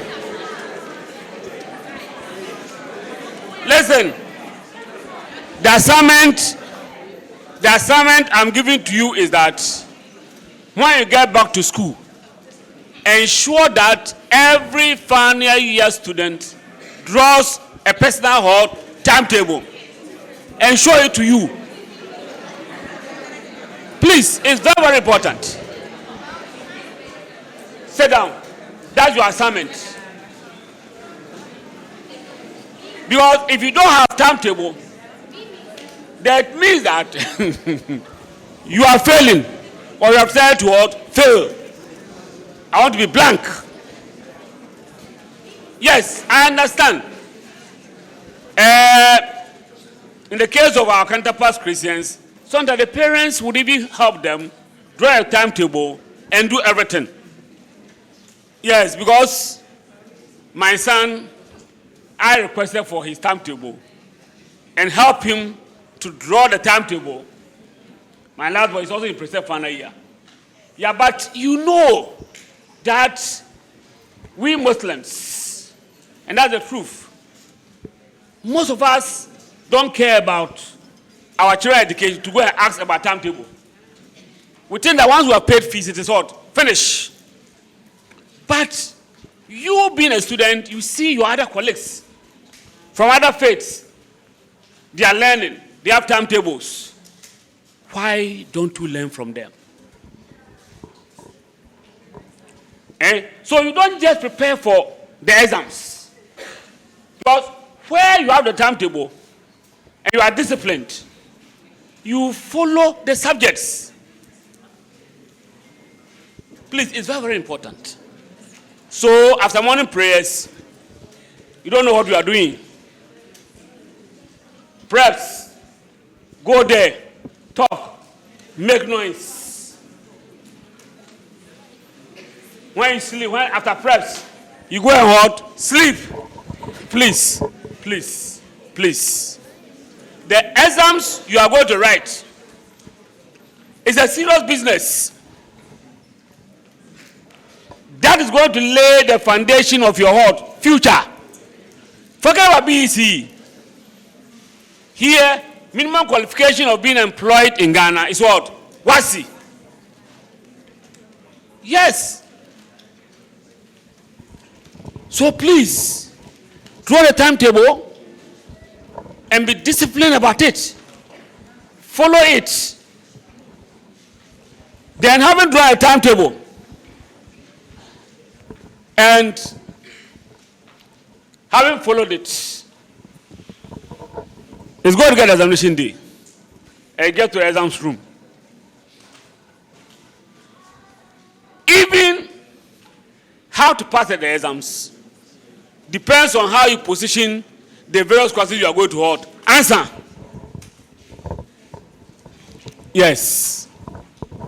Now, most of you at times, in writing an examination, you say, oh, after this question is cool, I'll answer it last. It's dangerous. Because when examiners are marking, there are two ways that they mark. They either start from the park. The park is 60. So when you take the student parker, so the examiners, they can decide to mark those in every candidate, they will mark everybody's question 1, everybody's question 2, until they finish. Other examiners too, they can decide that they will mark, when they pick candidate A, they will mark all the questions. Candidate B, they mark all the questions. Where the examiner marks that way, you are likely to be in trouble. When you answer your worst question first. Some of you ask for this question is cool. Let me do it later. They go and start answering questions that you are not good at it first. Now, when your first question that the examiner marks, if you perform poorly, psychologically, he hears the examiner that you are a bad student. Oh, yes, because he's marking your first question, you score maybe 5/20. Psychologically, to have effect on him. So your subsequent questions may be deeply scrutinized. So it's better that the question that you are best at, you answer that one first. And when you score about 17, 18, or 20, psychologically, this is a very good student. Now, it's natural. So in answering the other ones that you are not, you will not scrutinize too much. That's why I'm saying that if in passing the exams, you have to strategize. I'm concentrated on preparation, writing, and importance of your education. So you need to ensure that the question that you are very good at it, you answer those questions first. I'm talking this way because naturally, yes, I've been marking for 30 years. I'm the chief examiner of economics. And these things, it will affect us. But some of us, it will not affect us too much because I don't mark student by student. When I take one pack, I mark everybody's question 1. I don't know if question 1 was last or it was second. That's what some examiners mark. But there are few examiners, when they take a candidate, they will mark question 1, 2, 3, what we did until they finish. So please, take note of that. Now, another issue in the examination is that sometimes students fail not because they want to fail. Numbering of your questions. Maybe you are answering question 1. But you are numbering, you go and number question 3. The examiner is going to mark that one using the hot, question 3 hot, question 1 hot, sorry, question 3 marking scheme. But the answer you gave, instead of question 1, you have written there hot, question 3. And that will be taken as what? You have deviated and you get 0 for that. So how do you keep that? When you start answering the question, first paragraph, just take 1 or 2 seconds. Go back to the question paper to see if you are answering the actual hot question and to see that you have the corresponding question that you have written at the top is the same thing. And it will be painful to finish before you realize that you have what? Deviated.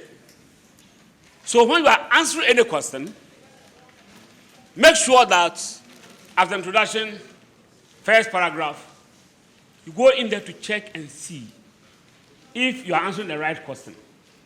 Check if you have written the actual hot number. But when you don't do that, instead of question 1, you write the hot 3. The examiner will take it as question 3, and therefore you have deviated and you get to a 0.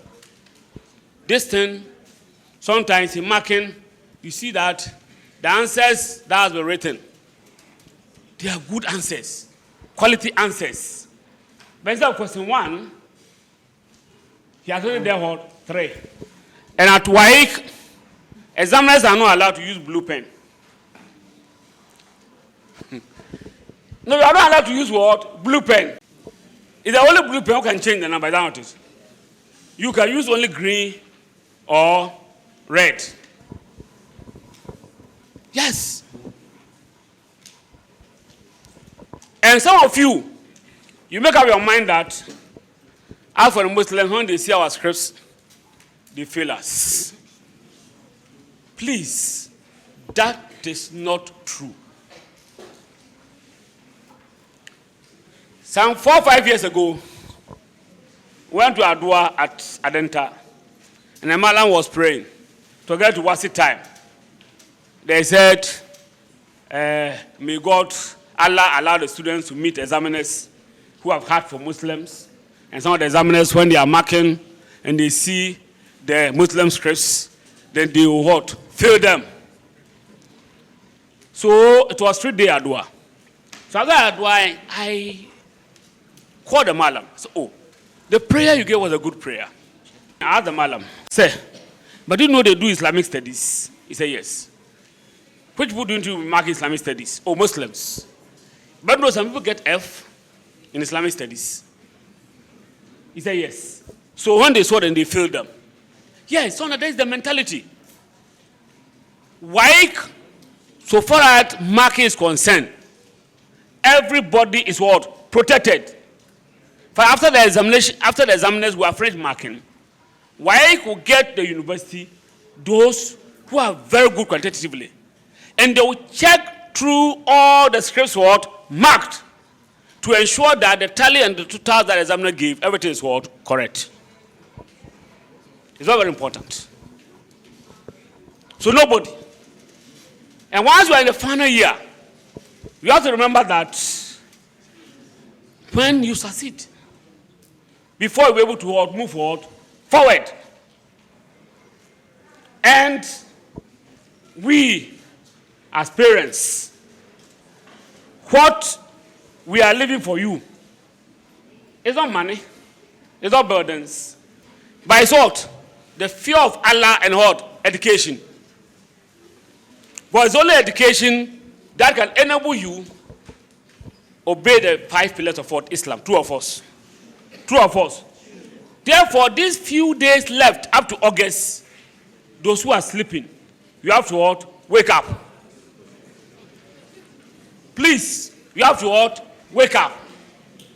And I'll link this to what? This that there's unemployment in the system. So I would advise that most of you should do professional-based courses in the universities. Professional-based courses. If you are doing business, BSc accounting, whilst you are on it, you have to make sure that you're also writing a CA exams. Now, if you realize that the course they are going to do in the university, it will not be able to fit into the system one day, please, you can go to College of Education Today is also what? A degree. Or go to nursing training college. When you finish, you'll be what? Posted. Then when you are posted, you can what? Continue. We want more Muslims to pass and get there. He will tell you, go to University of Ghana, Lagos. Yes, Muslims are many. But they can't get to 5%. Yes. And especially the competitive courses. My son is there he's in the third year, doing pharmacy. And they are 80. And he's the only Muslim. Why should that happen? When I go to medical school, most of us are our percentage. We can't be, if you are 30% of population, meanwhile, we can't even get to 5%. So please, please, you are our future. And the future starts what? Today. And we expect you learn hard and go and fix yourself into the system. I'm happy that the ladies are many here. You are our future. So please, we are pleading with you. And as you grow and go to the universities, the ladies, don't allow any man to come and tell you, oh, I want to marry you, I will take you back to school. No. I got 3 girls. Even 2 of them are married. They finished. One is a nurse, one is a medical doctor. When their husbands were coming, I signed an agreement with them. If they want to go forward in education, would you agree? You understand? So please, when you yourself, you are receiving your own hot income, you support that your future husband. You can help your parents. Don't let anybody deceive you along the hot line. Please, I wish you good luck. And I want that next year by this time, maybe when I'm walking in town or through Lagos. Yes. Oh, I was there. You came to talk to us. I'm now in Lagos. I'm now here. That's how to gladden our hearts as what? Parents. Thank you very much.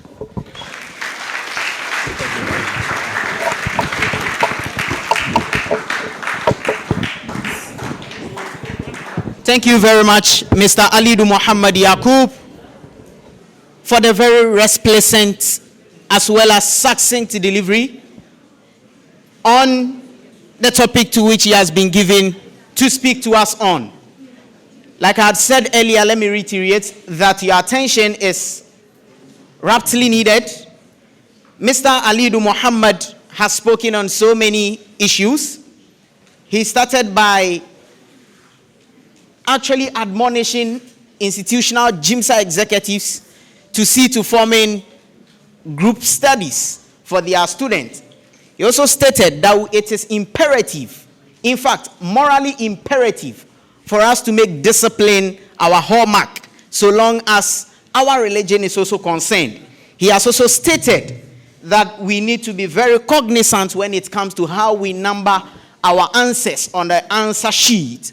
And in conclusion, he has stated and reminded us that we are the role models of our younger ones. And these statements of his actually corroborates with a statement of an Arabian where that Arabian said that نَحْنُ قُدْوَةٌ لِصِغَارِنَا, that we are the role models of our younger ones. And so, brothers and sisters, ladies and gentlemen, it has become imperative that we need to prognosticate, we need to think and get to understand that without doubt,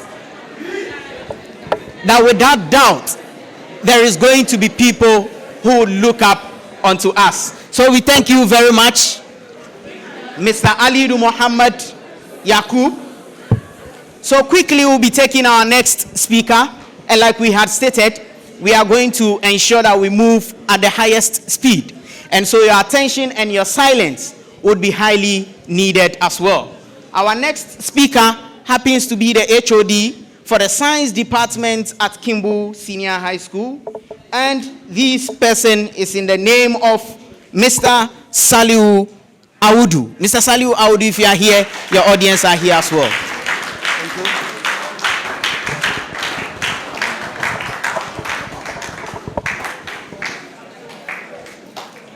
At-Takbir. ربي اشرح لي صدري ويسر لي أمري واحلل عقدة من لساني يفقهوا قولي. السلام عليكم ورحمة الله وبركاته.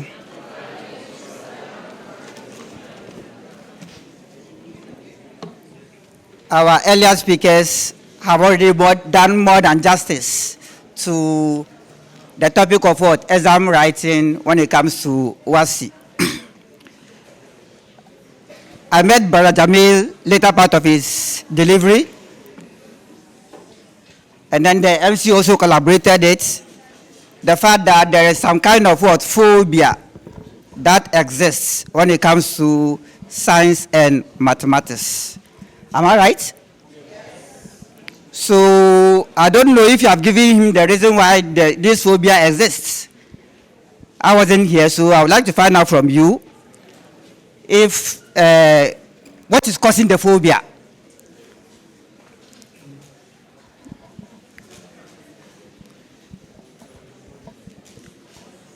Hello? What is accounting for the phobia in mathematics and science or calculation subject? What is accounting for it?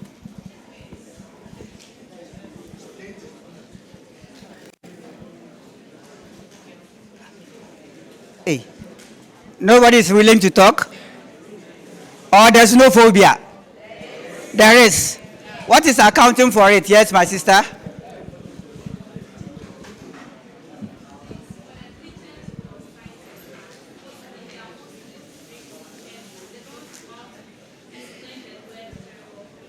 So my sister says science teachers are strict, math teachers are strict, they don't smile. For that matter, the subject is not able to go. Yes, my sister, math and science are difficult. Okay, so you have preconception that math and science are difficult. But you attended JSS, right? Was the math and science difficult over there? No. Okay. Yes, any other person? Okay, now let me repeat without any shred of doubt here. I believe all of you here attended JSS, right? Good. If you truly attended JSS, you don't need more than 1 year to do SSS, Integrated Science or Mathematics. Am I right? You don't need more than 1 year. My brother was asking of the formula for the area of circle. I know JSS, they teach you area of a circle there, which is what pi r squared. SSS, has it changed? So 3 years JSS, pi r squared, you couldn't master. 3 years SSS, pi r squared, you couldn't master. And you tell me the subject is difficult. Is it the subject which is difficult or your attitude towards the subject that is hampering the learning of the subject?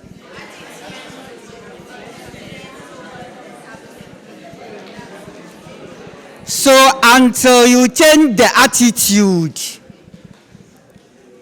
no amount of pledging, no amount of prayer will solve the problem. We are not saying God cannot do, but that's not how God works. Allah does not work that way. You have to be responsible for your own actions. Let me give you something that happened in my school.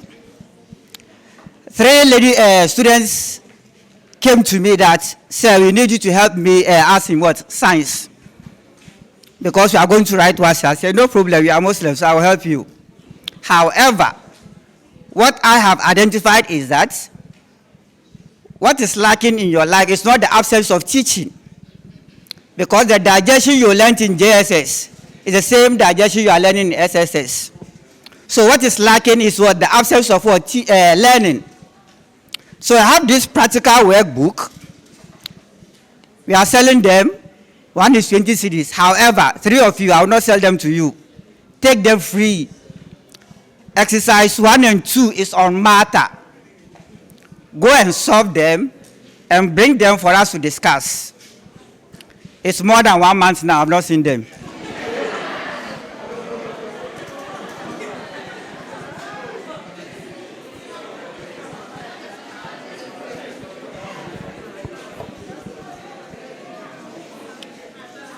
And you see, among you, you know those who are doing well.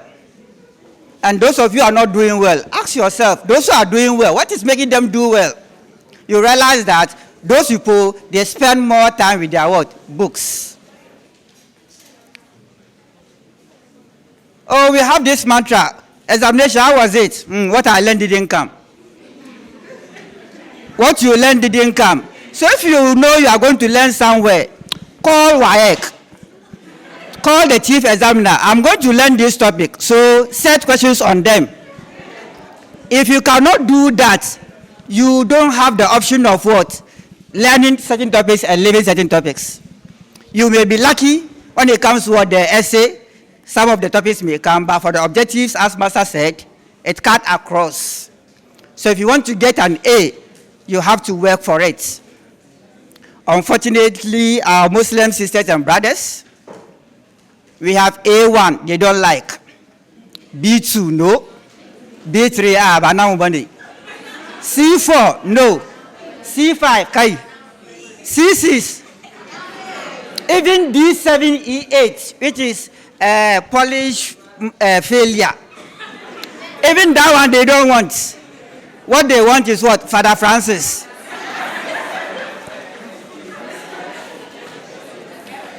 Then they will take their report card. Oh, last year, this year 4. Okay, now I could carry. How do you assess yourself with the number of Fs? So please and a big please, change your attitude. That's the only way you can make the subject what easy for yourself. Now let's come back to the technicalities of the science. You have the integrated science core and then the science electives. With the science core, it's in 2 parts, the essay and the objectives in the morning, whilst the practical is in the afternoon. With the essay, you spend 2.5 hours to answer 4 questions, essay, and then about 50 objective questions. Remember, we have physics, chemistry, biology, and then what? Agric. At least. With the agric, if you master crop production and then the husbandry practices, with the animals, you take the same husbandry practices in what? Animals. At least you get something in a great word to answer. Biology the same, physics, chemistry, etc. When it comes to the chemistry, there is one mistake that students normally make, especially the symbols of the elements. When you take C, and then let's take B. With letter B, the capital is different from the what? The small.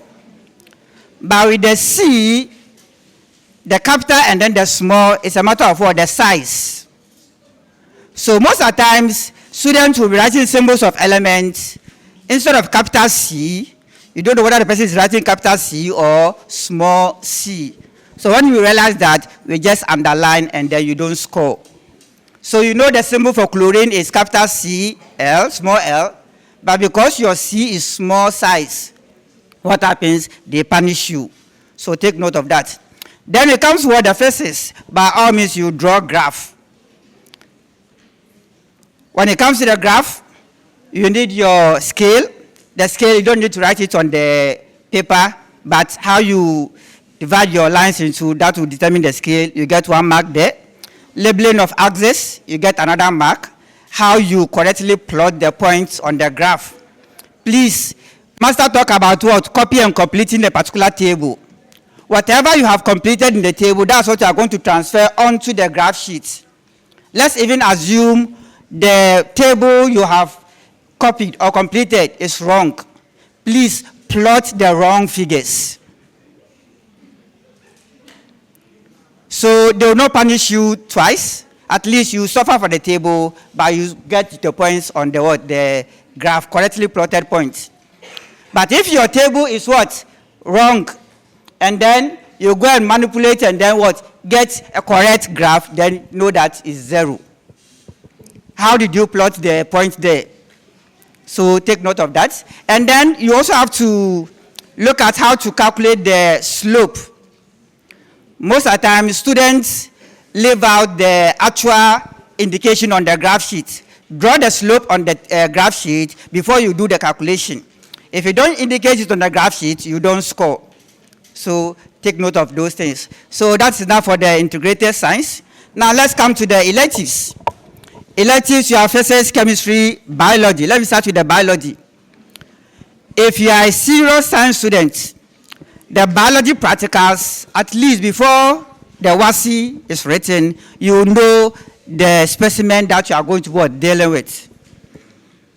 So if you know, oh, there's going to be a question on, let's say, a gamma lizard, you may not know the actual question they are going to ask you, but at least you know there's going to be a question on what? A gamma lizard. So what do? Everything about a gamma lizard, you have to master it, from the drawing to the reproduction to everything. That's what we do. If you don't do that, and then the questions come and the gamma lizard you are not able to answer, now who calls them? And the practicals alone is about 80 marks. Biology practicals, 80 marks. The essay is what, 70, and then the objective is what, 50. A total of what, 200. So that is that with the practicals. Then when it comes to the chemistry, with the chemistry you answer 3 questions in the practicals, the qualitative and then the quantitative, and then there's a 3rd question. Now with the qualitative, it's about identification of what? Ions. Please, and a big please, work with your tutor in the school. Some of you go out for classes, etc. During marking, your class teacher or your subject teacher is going to send a report to WAEC to be marked according to what your tutor has sent there. Let's even assume you have gone to classes somewhere, they have given you endpoint, etc. Please, and a big please, discard that. Come to the room with your teacher involved. If not, you will laugh at the wrong side of your mouth. Do we have some students here? Yes. So take note of that. Then your knowledge in qualitative or there is more concepts. It's also very, very important. You draw the table for the titration. Please, and a big please. When you draw the table, stop alteration.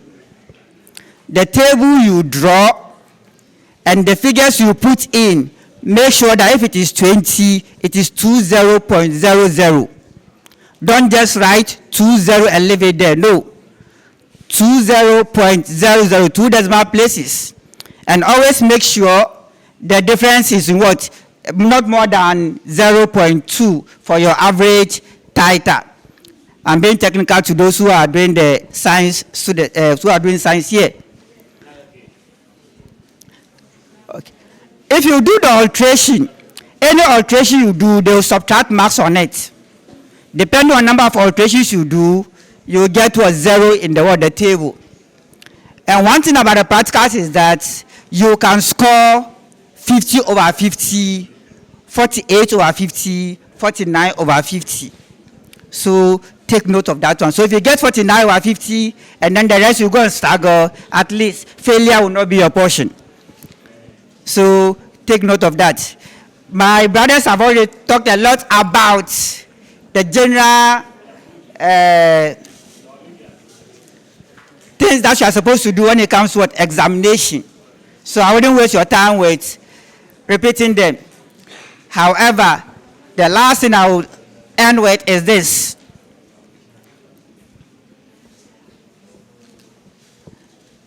Know why you are in school. I repeat, know why you are in school. And that will show, or that will determine the attitude with which you face your subjects. And he also ended by making us understand that it is important for us to know our worth and also know the very reason to which we are actually in school. And so, without actually going further, I think it is time to call on our very distinguished Sheikh, who is going to give us a special speech and also add up to a remark, that of which he has, so long as today's seminar is concerned. And so I have the singular honor, ladies and gentlemen, after his speech, if you have any question, we'll come around for your questions, and please ensure that your questions are actually directed to a particular individual. And if it is a general question, to no problem, we'll take it, and any of the speakers who would be interested or be able to answer, we would also have the person the opportunity to answer your questions as well. So let's ensure that we are jotting down our questions. And like I had said earlier, I have the singular honor to invite Sheikh Salman Muhammad Al-Hassan. With a warm round of applause, let's invite Sheikh.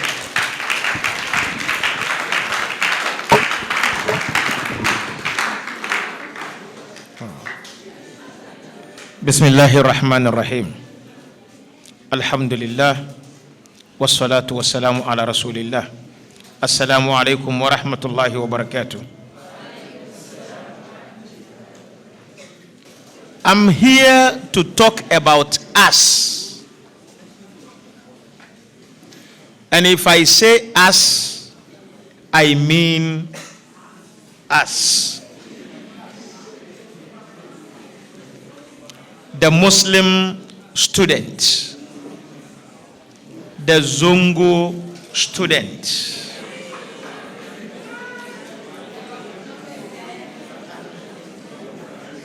My big masters here have spoken a lot about how to prepare and go into the exam so that you come out with flying colors.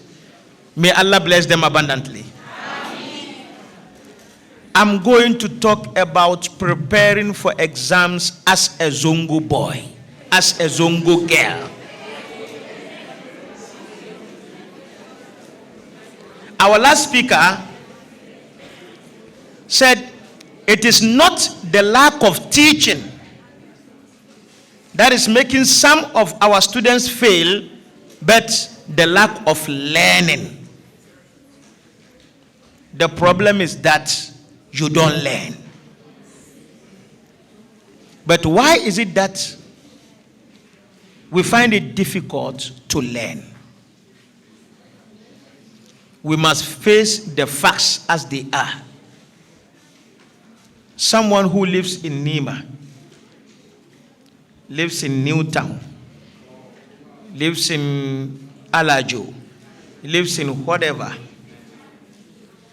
the house where he or she lives doesn't have any space for learning. And this is the fact of our houses. There is no space for learning at all. Even the bedroom where they sleep, a small room, and there are 7 in it. All of them living and sleeping in that room. So sometimes some of the young boys and girls will have to wait until it is very late, when everybody in the room is asleep, before they come, so that they can see where to just put themselves and spend the rest of the hours of the night. And before Fajr, definitely they are the first to wake up. Because if they don't do that, others will step on them. Somebody will have to be late in sleeping because he or she is supposed to be the last person who will sleep by the door. So if you go there early to sleep, others who will be sleeping at the end of the room will have to be crossing over you before they go there.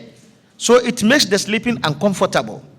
I'm talking about realities of our communities. So the environment is not conducive for learning. But we are Muslims and Allah has blessed us a lot. let's look around all our zongus. We have a lot of mosques. A lot of them. Between 2-3 houses, there is a mosque. 2-3 houses, there is a mosque. Why is it that you don't take advantage and make use of these mosques that we have in our communities? If the muazzin or the imam knows that you are a student and you want to be in the mosque learning, they wouldn't lock the mosque. They wouldn't do it. Because of you, the mosque will be left open. And sometimes he or she will even enjoy leaving the key with you because you will be there learning. And what prevents you from identifying those who are in their final years around your area? If you are not a boarding student, you are a day student who goes and comes. Identify those who are also in their final year. And then you form a study group so that you will all be studying together the core subjects. Because all of you will be doing the core subjects. Mathematics, English, general science, and social studies, you'll be doing them.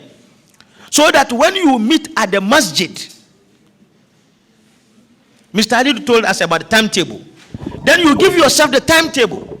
Whenever we meet, we are going to use the first hour to study together the core subjects. After that, each and everyone will be doing his electives here and there. If you are able to establish these groups in our areas, and then you always keep it together from year 1 of SHS, by year 2, as our final speaker said, you will be able to write and you will pass with flying colors. But we don't have the culture of learning in our zongus. The culture of reading is there. It's not there because we don't have a conducive environment for it. Then all that some of the students do is to spend their time watching television with their sisters and brothers who are not even in secondary school. So all of them will be in the room watching that because that's what they can do. They don't have any other place to learn. So from now till you write your exams, create the learning environment that will be fit where you live. Create it yourself. If you'll have to be sleeping in the mosque, be sleeping in the mosque. Just speak with the imam, speak with the muazzin, be sleeping there. And if you are a female, don't be there alone. Get other females, 2, 3, so that you will be a group. You will be learning together, sleep there. When you spend some time learning, you come home, and then the next day you do that. By the time you finish 1 month of such a group study, you will see some changes in the way you do your things. Point number 2.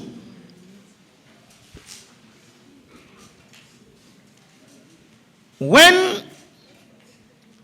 some of you find themselves in the last year of SHS, they begin thinking about money. They just begin thinking about money. So they can even leave school because somebody has promised to take them abroad. Forgetting that if you don't pass well at SHS level, you can go wherever, but you will come back to pass. Because you cannot make any progress in education when you don't pass SHS. And let me tell you something.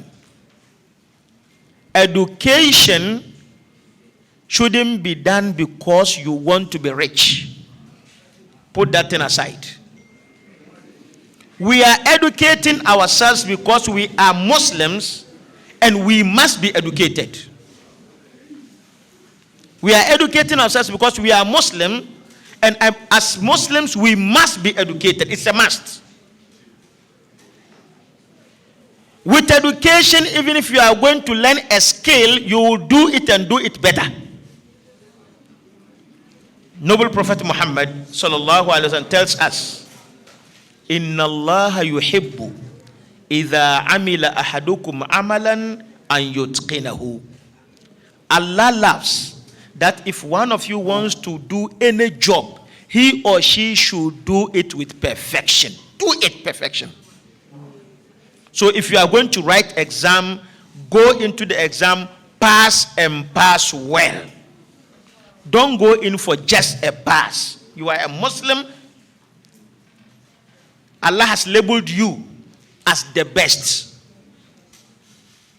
Always we read that verse in the Quran that we are the best. Why is it that you will be called the best, then you will go to the exams and become the worst? No. Allah says you are the best. So if you plan well, you will see that indeed you are the best. And you can do it. Each and every one of you can do it. You can become the best WASSCE student for 2024. Inshallah. Yes. But you will have to work towards that. You will not just pray and then it will happen. It doesn't happen that way. You will have to work towards that. And finally, education should be what is in front of you for now. Education should be what is in front of you for now. At this age, stop thinking about money. Stop thinking about money. At this age, think about education. Think about how to learn to pass and pass well. After this level, you will go to the tertiary, and at the tertiary level, you will begin thinking about money when you are in level 400. Yes. But if you begin thinking about money from now, as a young man said, he was a student of, what do you call this? West Africa Secondary School. Then today he will come, tomorrow he will not come, the next day he will come, just like that. So his teacher, who was with him in the same vicinity, saw him. Why didn't you go to school today? He said, sir, even when you complete school, it is money, and I've gotten it now. Yes, he said, even when you complete school, it's money, and I've gotten it now. So he thinks he is going to school just because of money. No. We as Muslims are acquiring knowledge not because of money. We are acquiring knowledge so as to benefit mankind. And the joy of life is for you to know something that will benefit you and benefit others. The money will follow automatically. So let's think about knowledge, acquiring the knowledge. Postpone the issue of money. Your parents are there, your guardians are there, they will take care of you. When it is time for you to look for money, it will come by itself. You don't have to rush for it. Put your studies first before any other thing. And finally, be prayerful to Allah subhanahu wa ta'ala. Because nothing happens except with the intervention of Allah. So be prayerful. Be learning and be prayerful. When you do that, Allah has seen your effort. Allah will bless whatever effort you do so as to pass your exam. So this is the short word that I have for all of you. May Allah subhanahu wa ta'ala be with you. Assalamu alaikum.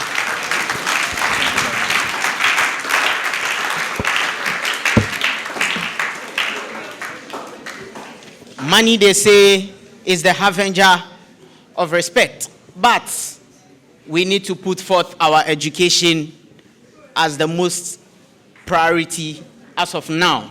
And when it comes to getting the money to avenge us the respect, that time would also come. And so at any singular point in time, there is time for everything. Just as the way you have time that of which you sleep, and you have time that of which you eat, that is the same way there is a time to which the money would come by itself. Thank you very much, Sheikh Salman Muhammad Al-Hassan. Quickly, we'll be introducing the Greater Accra Regional Executives. But before we do that, we'll use some 5 minutes to take questions from you, and they will be responded to. So within the space of 5 to 10 minutes, we should be done with the questioning session. Then we will take the introduction of all the executives. Then we take our closing prayer, and we call it a day. So if you have a question. Assalamu alaikum wa rahmatullahi wa barakatuh. My name is Ismail Khalid. I'm not a student.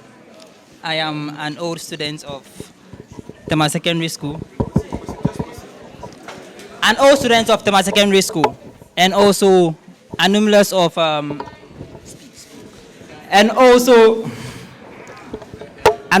of University of Ghana. My question here is very simple, and I'm sure most of the students are oblivious about this particular thing, but it needs to be addressed. We are Muslims, and each and every single year there is something we call laga. That is apo. I'm sure most of you are aware of it. Okay, so my question here is, as a Muslim, okay, since you encounter or definitely you would get some of the questions before the examination, okay. So as a Muslim, is it haram to watch or it is not? Thank you very much. Assalamu alaikum wa rahmatullahi wa barakatuh.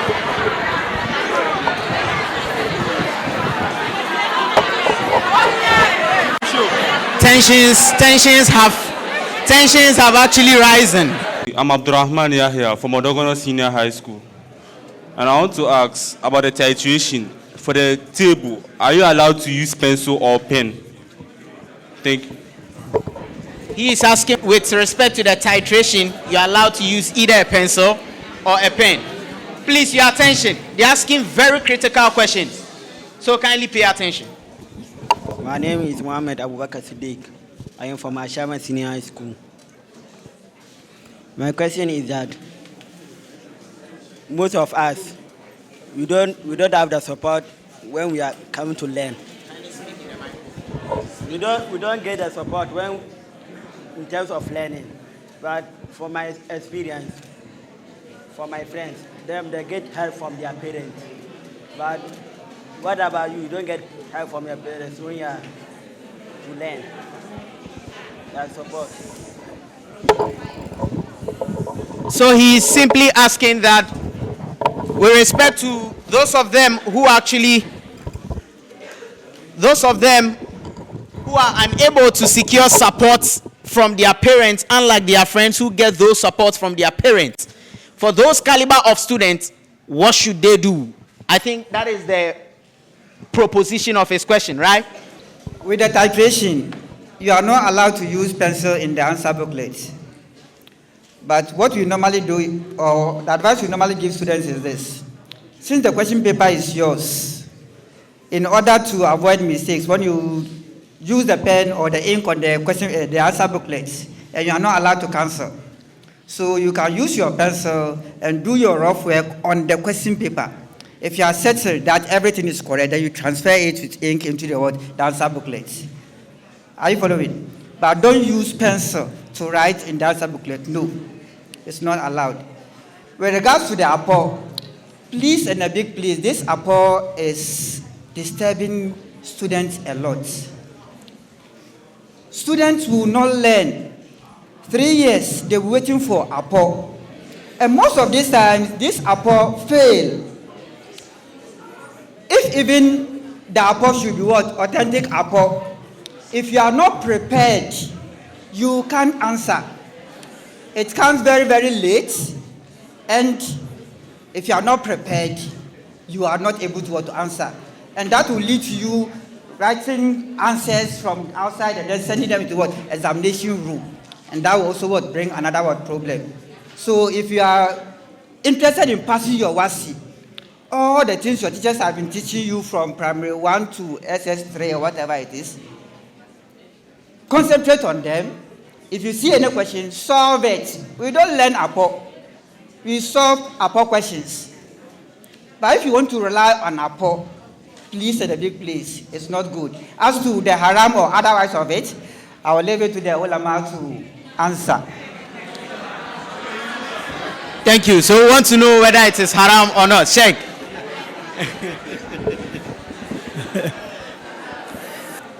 We have two types of APO. You see, the APO that comes before you go to the exams hall. You had the information that this year you are going to draw and label a fish. That APO has come to you before going to the exams hall. In other words, it means you should learn and learn well on that thing. It came before you went there. So if it has come to you that this is what is going to happen, don't go and write something different from what is going to happen. You have learned, so learn it well and take it there. But don't ever rely on it. It may not be true. As he just said, it may not be true. So if you are just relying on APO, you will fail. But if you have actually learned, and then it came that yes, you had an information, this is what is going to happen, then learn that one too, in addition to what you have already learned. When you go and it happens, for that one, no problem. It is halal for you. You got the information before it came. But then, any APO that will lead you to taking any outside material into the exams hall, or that you are there and somebody will now be calling and telling you what to write whilst you are in exams, that one is haram. Totally. Listen carefully. That one is total haram. Do you know the wisdom behind examination? What is the wisdom behind examination? It's for them to assess whether you know it or not, so that those who know it will have the marks of knowing it. Those who do not, they will get to know that as for this, they didn't know, if they will have to rewrite again for them to know it. So if you are there, you don't know it, and then someone tells you, number 1, A, then you write. Number 2, B. You don't know it, you are just writing. This is haram. You are stealing something that doesn't belong to you, because that knowledge is not your knowledge. It's somebody's knowledge who is just coaching you what to write. That is haram totally. So if you have that APO, ignore it, because it is haram. You are stealing knowledge. But if it is something that came to you before exams, you have to go and learn before you go to exams. Salamu alaikum. I've just been told that some people even go to pay money to get questions. That is total haram. Total haram. To pay money to get question, that is cheating. And in Islam, cheating is not allowed. Yes. Barakallahu fiki ya Sheikh. And I think, please your attention, we are going to the mathematics juggernaut as well. Our sister asked a question with respect to, I don't know if I should come again.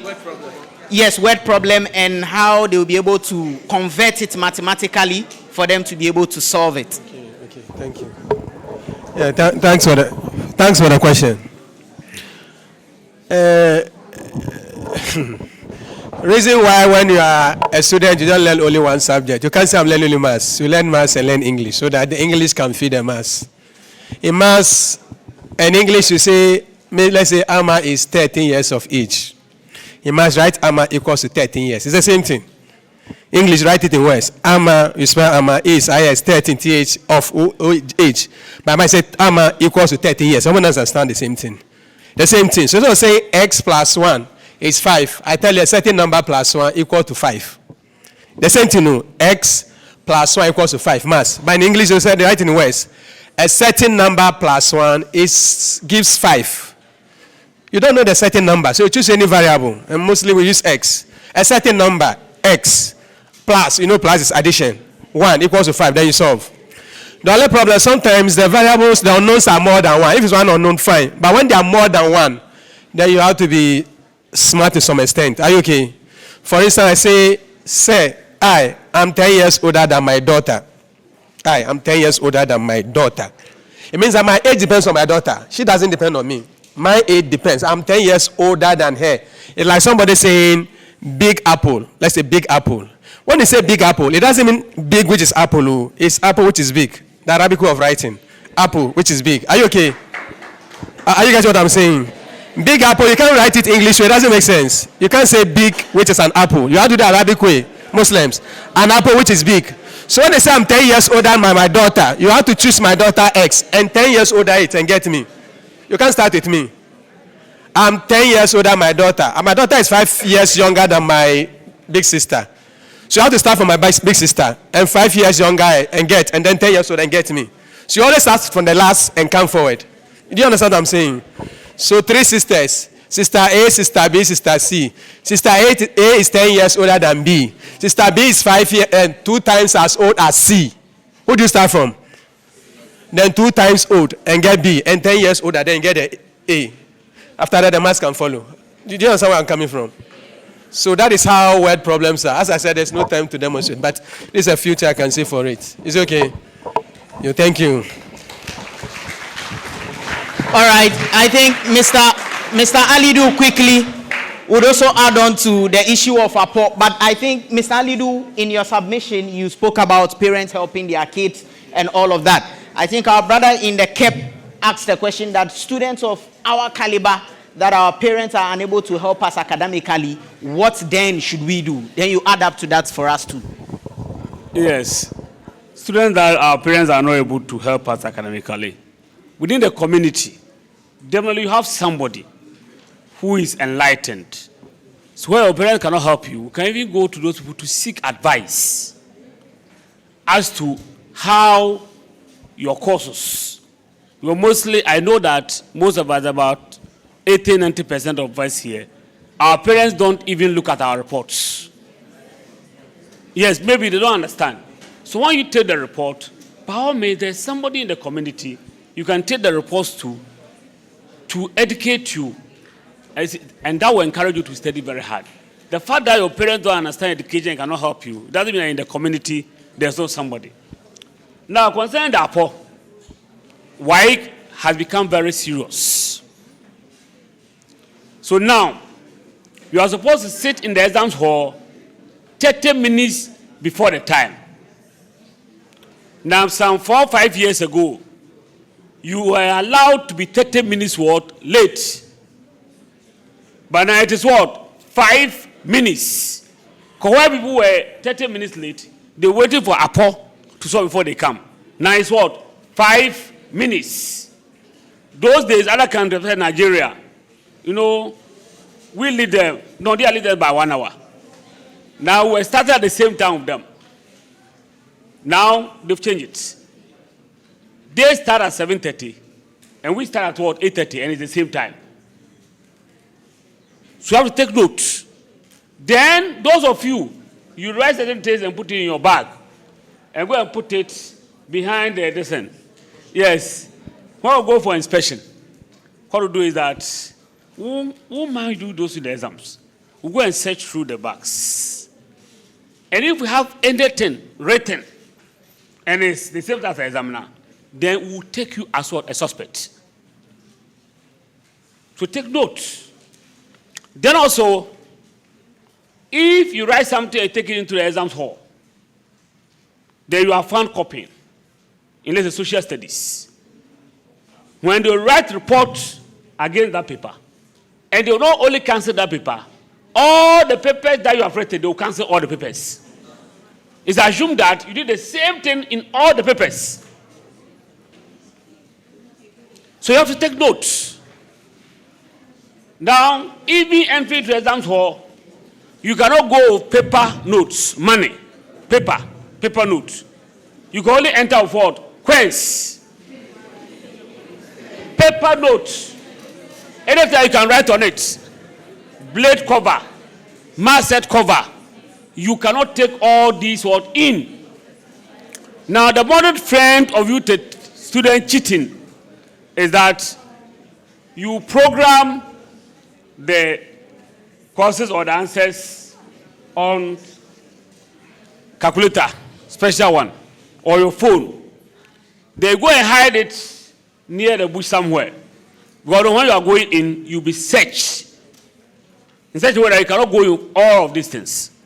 And when the exam starts, maybe 20 minutes into the exams, if you see that some of the things you wrote or you have stored on your phone, upon has landed, then you go and ask permission. Then you want to go to the washroom. Now, when you go to the washroom and you pick the phone and you are coming, because the vigilators are seriously watching those who are right, nobody will search you. But then, if you go and sit there and you have seen using it, then your paper will be cancelled. So the best apo is from now up to what? August. Steady. You may be lucky. Where you are caught in one paper, all the papers will be what? Cancelled. Please. Thank you. Thank you very much, Mr. Alidu. I've been directed to take 2 more questions, and that would be our last question, or our last set of questions. Yes, you stated you had a question again. A top up. To who? Jamil Mustafa. Yes, kindly make it brief for us. Mr. Mustafa, please, I would like to ask again. Usually when we are in classrooms and we are having our mathematical lessons, the teachers cite examples that look simpler, something generally everybody can answer. But then when you enter the examination hall, it's like a whole advancement. You can't really understand what's on the paper. So you get confused. It's like, I don't know, when we are in the class, should we be answering examinable questions instead of the simpler ones so that when we get to the exam hall, when we see those baby questions, we tackle them easily? Yes, the last question. Please, my name is Ahmed Noura. I'm from Tema Secondary School. Please, sometime during examination, when we solve a question, we will not be able to finish the question because we don't understand it. So we skip to another question, like in the next page. And then by the time we come back to the first question, like the space is not more enough and we have consumed the following page. So how should I react to this situation? How should she react to this situation? Mr. Alidu, you'd, no, I think Mr. Jamil should, on the mathematics, right? I have no mathematics. That is fine. Yes. The question you ask, that you start this question, you feel that you go to another question. You see, to avoid this, when you enter into the exams room, you take your time, go through all the hot questions. Then, let me take a cons. You have to answer 4 questions. Take the questions that you want to answer. The cheapest word once. Then, in all the subjects, those ones that to avoid you forgetting the points and go and come in again, you can open the first page of your answer hot booklet. So let's say the question is the role of agriculture in the economic development of your country. Then, maybe it's in question 3. Question 3, foreign exchange, revenue, employment. You list the points down there. Next question. You list all the points. So they will be at the first word page. So whilst you are writing the essay, if you forget some points, you can refer it over there and get your point. When the examination sometimes, when it is hitting up, you can easily forget about the whole points. It will get mixed up. Then 2, in case you were to answer 4 questions, but you have answered what? 3 questions. Because you have listed those points there, and maybe it is 5 points, question 8, the examiner will come and look at it and maybe give you 1, 1, 1, 1, 1. You can have what? 5 marks. And 5 marks can save you from D7 to C what? 6. It can also save you from what? B2 to A1.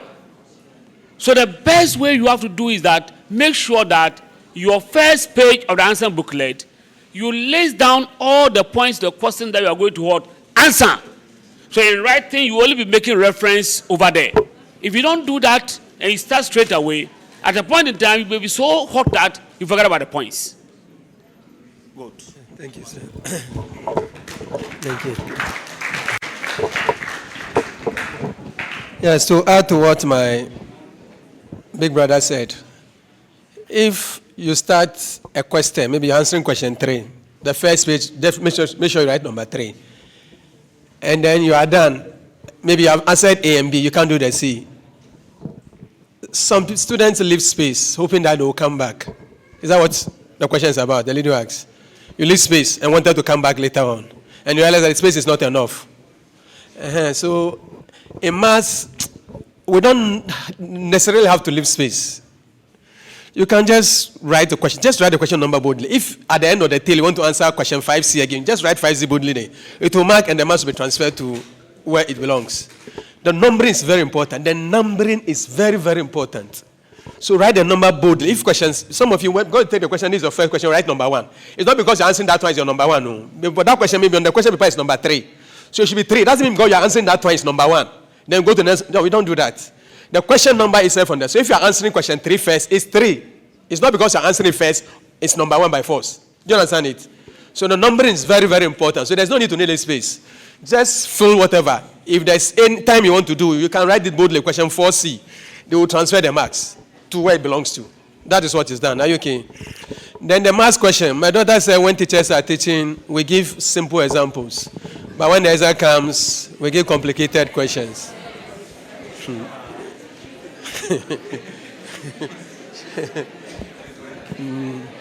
Yeah, that's serious. Yes. It's because in life, you start from 1 before you go to 2. So when I'm teaching, you start with simple ones. So the interest will be there. The interest should be there. We start with the simple ones. But before you reach final year, the level should increase. If the teacher doesn't do that, then there's a problem. We'll start the simple ones. So that no, the thing is simple. The thing is simple. Once the confidence is there, simple. When they are intensify and making it difficult, you still say it's simple. Before you realize you are doing serious math questions. So that's how it starts. We always start with simple. By the time you finish your year, we should have raised you to the level you should reach. If the teacher doesn't do that, then I'm afraid there's a problem.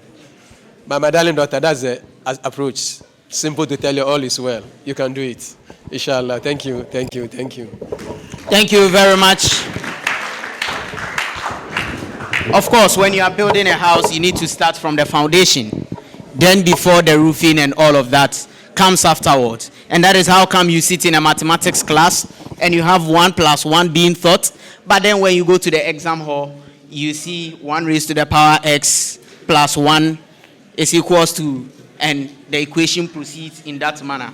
So I thank you very much for your cooperation, and I thank our members on the panel also for their cooperation. It is at this point that I would want to introduce to you all the current GMSA Greater Accra Regional Executives. And so when I mention your name, kindly do us the honest to join us here as we introduce you to your members.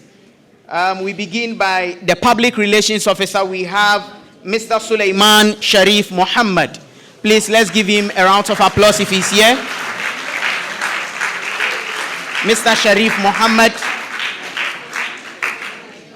Mr. Sharif Muhammad, we have also the Women's Commissioner by the name Umar Habiba. If she is here, she should join us.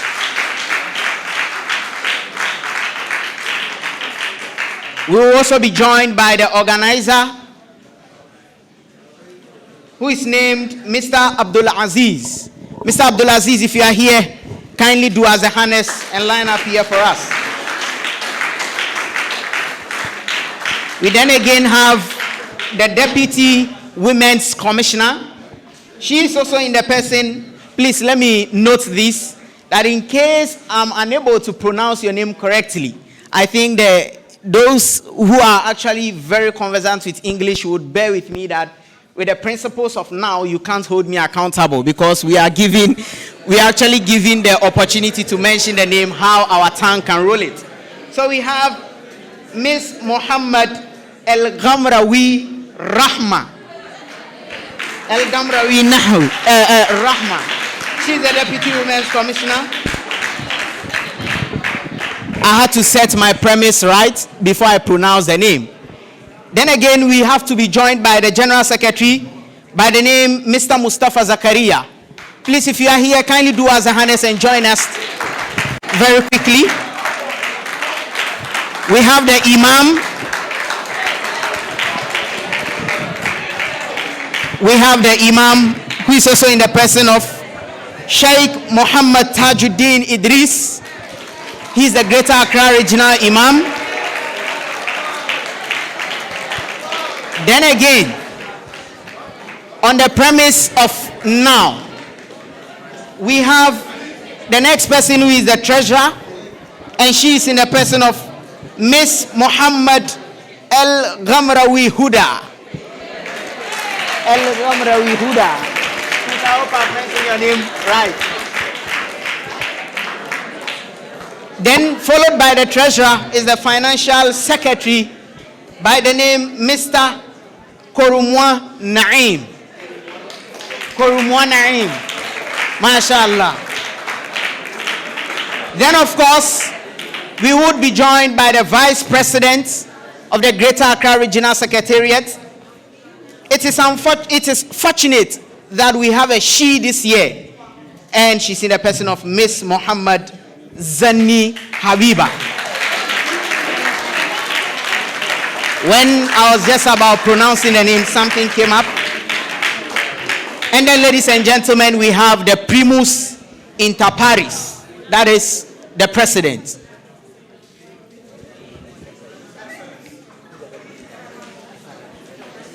So due to lapse of concentration, I'm sure I had skipped one of the positions, and that is the General Secretary and Deputy General Secretary, and she's in the person of Mrs. or Miss Mukarrama. Please do as the harness to join us here.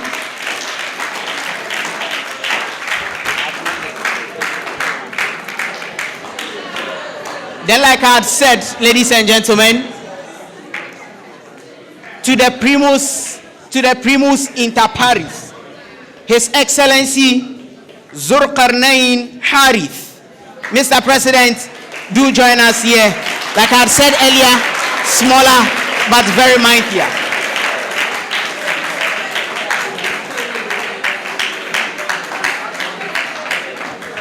To the executives, please, your attention is highly needed. And this is a time where you will be made to know your zonal coordinators. And I'm going to begin from Zone 6. So please, when I mention your name, you come here and wave at your people, and then you have your seat. So quickly, Zone 6, we have the Imam Muhammad Tajuddin, who is the Zone 6 coordinator.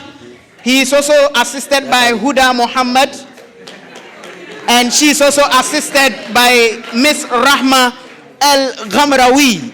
These are your Zone 6 coordinators. Ladies and gentlemen, let's give it up to them. Then from Zone 6, we move to Zone 5. And of course, the coordinator for Zone 5 is just a one-man standing, and he doubles as the primus inter pares.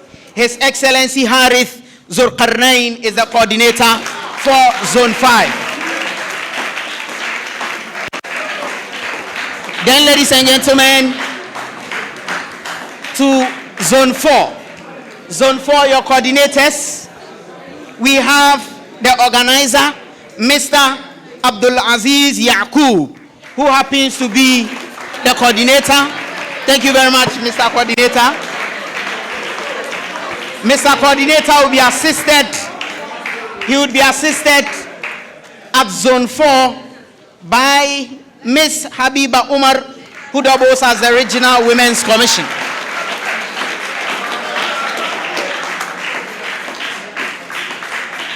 Then we move quickly to Zone 3, ladies and gentlemen.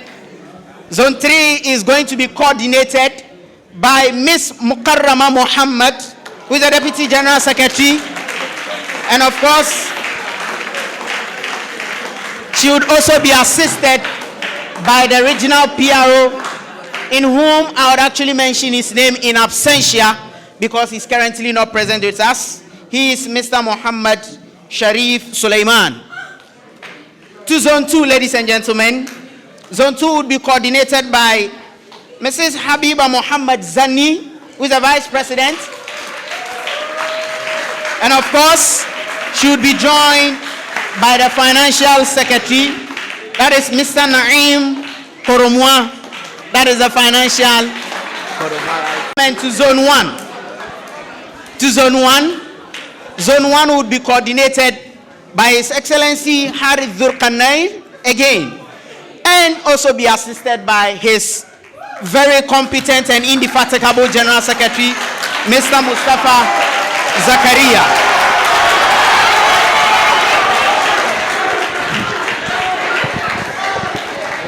Ladies and gentlemen, I'm very sure that addressing the General Secretary, please your attention is highly needed. Addressing the General Secretary as indefatigable, your reactions to that alone has actually justified that he truly personifies proactiveness and selflessness. So we thank them so much for this selflessness in putting up such a very wonderful event, which I believe has actually made a very monumental impact in our lives today. At this juncture, we would call on our Chief Imam, the Imam for the region, Imam Tajuddin. He's going to help us with the fundraising or silver collection. And I think Imam will have someone to aid him in that process with a soothing Quranic recitation. Imam, I can also help you with the taking of the funds as well. Don't worry. So you can call on your Qari, then the activity, and I hand over the microphone to you.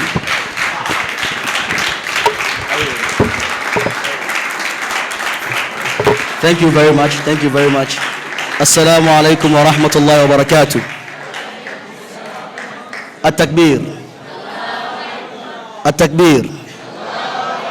So after saying your Allahu Akbar, start putting your hands in your bags and your pockets.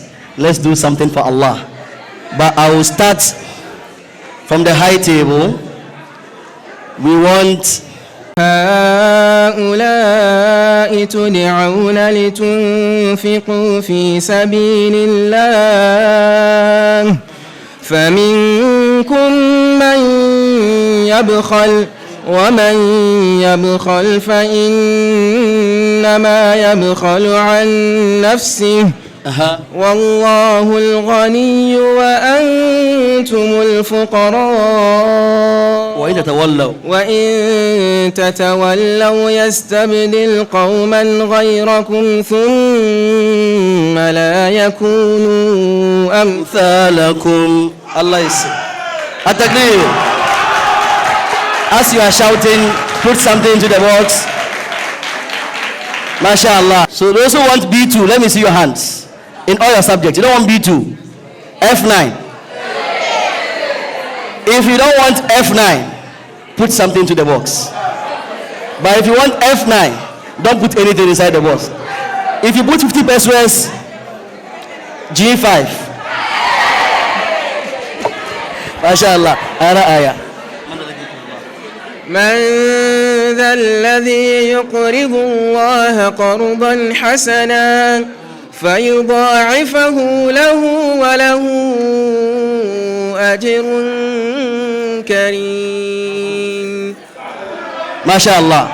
He is saying to you, give something to Allah. If you give something to Allah, Allah will multiply it for you. On our first visit to our patron, he charged us to be able to fund our own programs.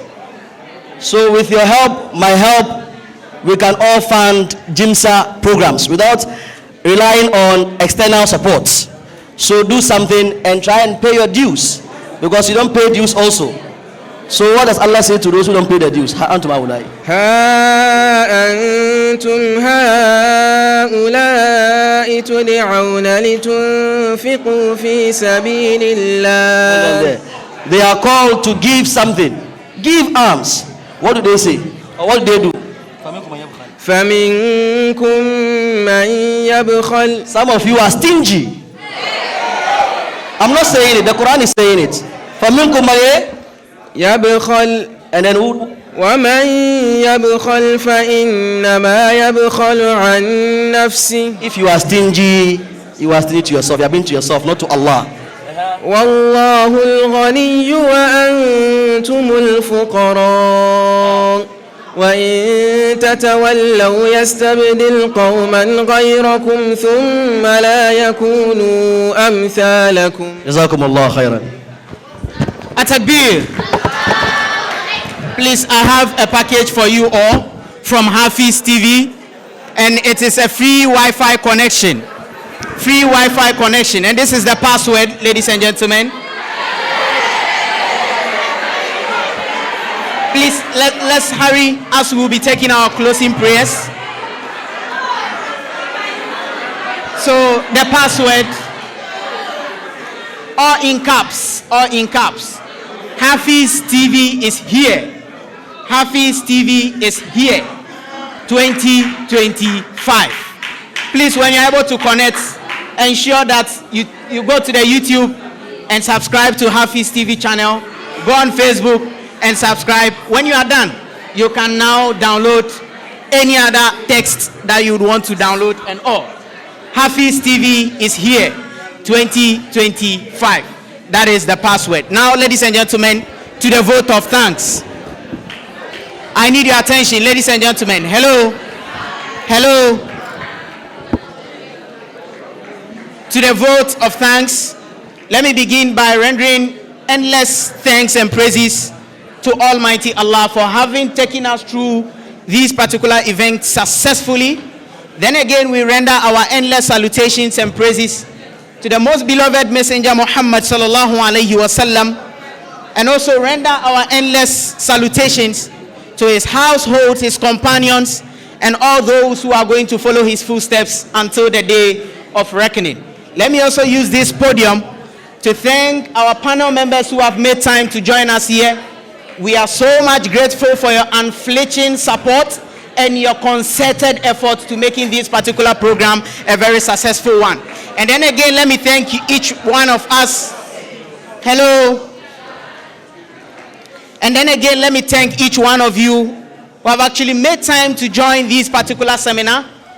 The Greater Accra Regional Secretariat is hopeful that there has been a monumental impact so long as this particular seminar is concerned. For those who were unable to join us, please endeavor to share the message with them. And we say thank you very much for joining us at this particular event. So Sheikh Abdurrahman will give us the closing prayer. Sheikh Abdurrahman, kindly join us and give us the closing prayer. Sheikh Abdurrahman. Hello.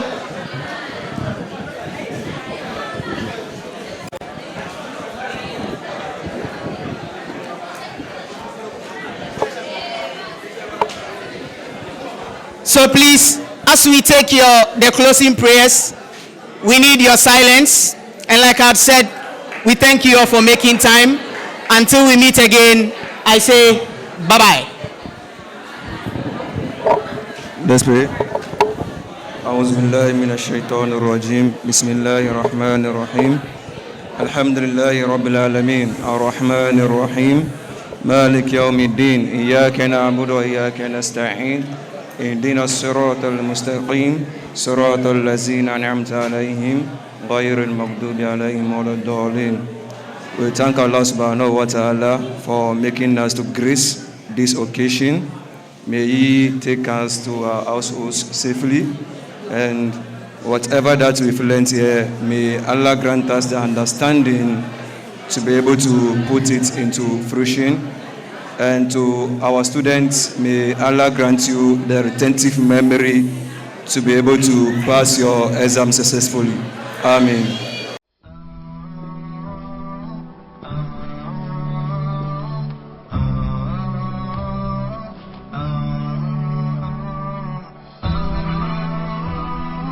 Hafiz TV, unique every day.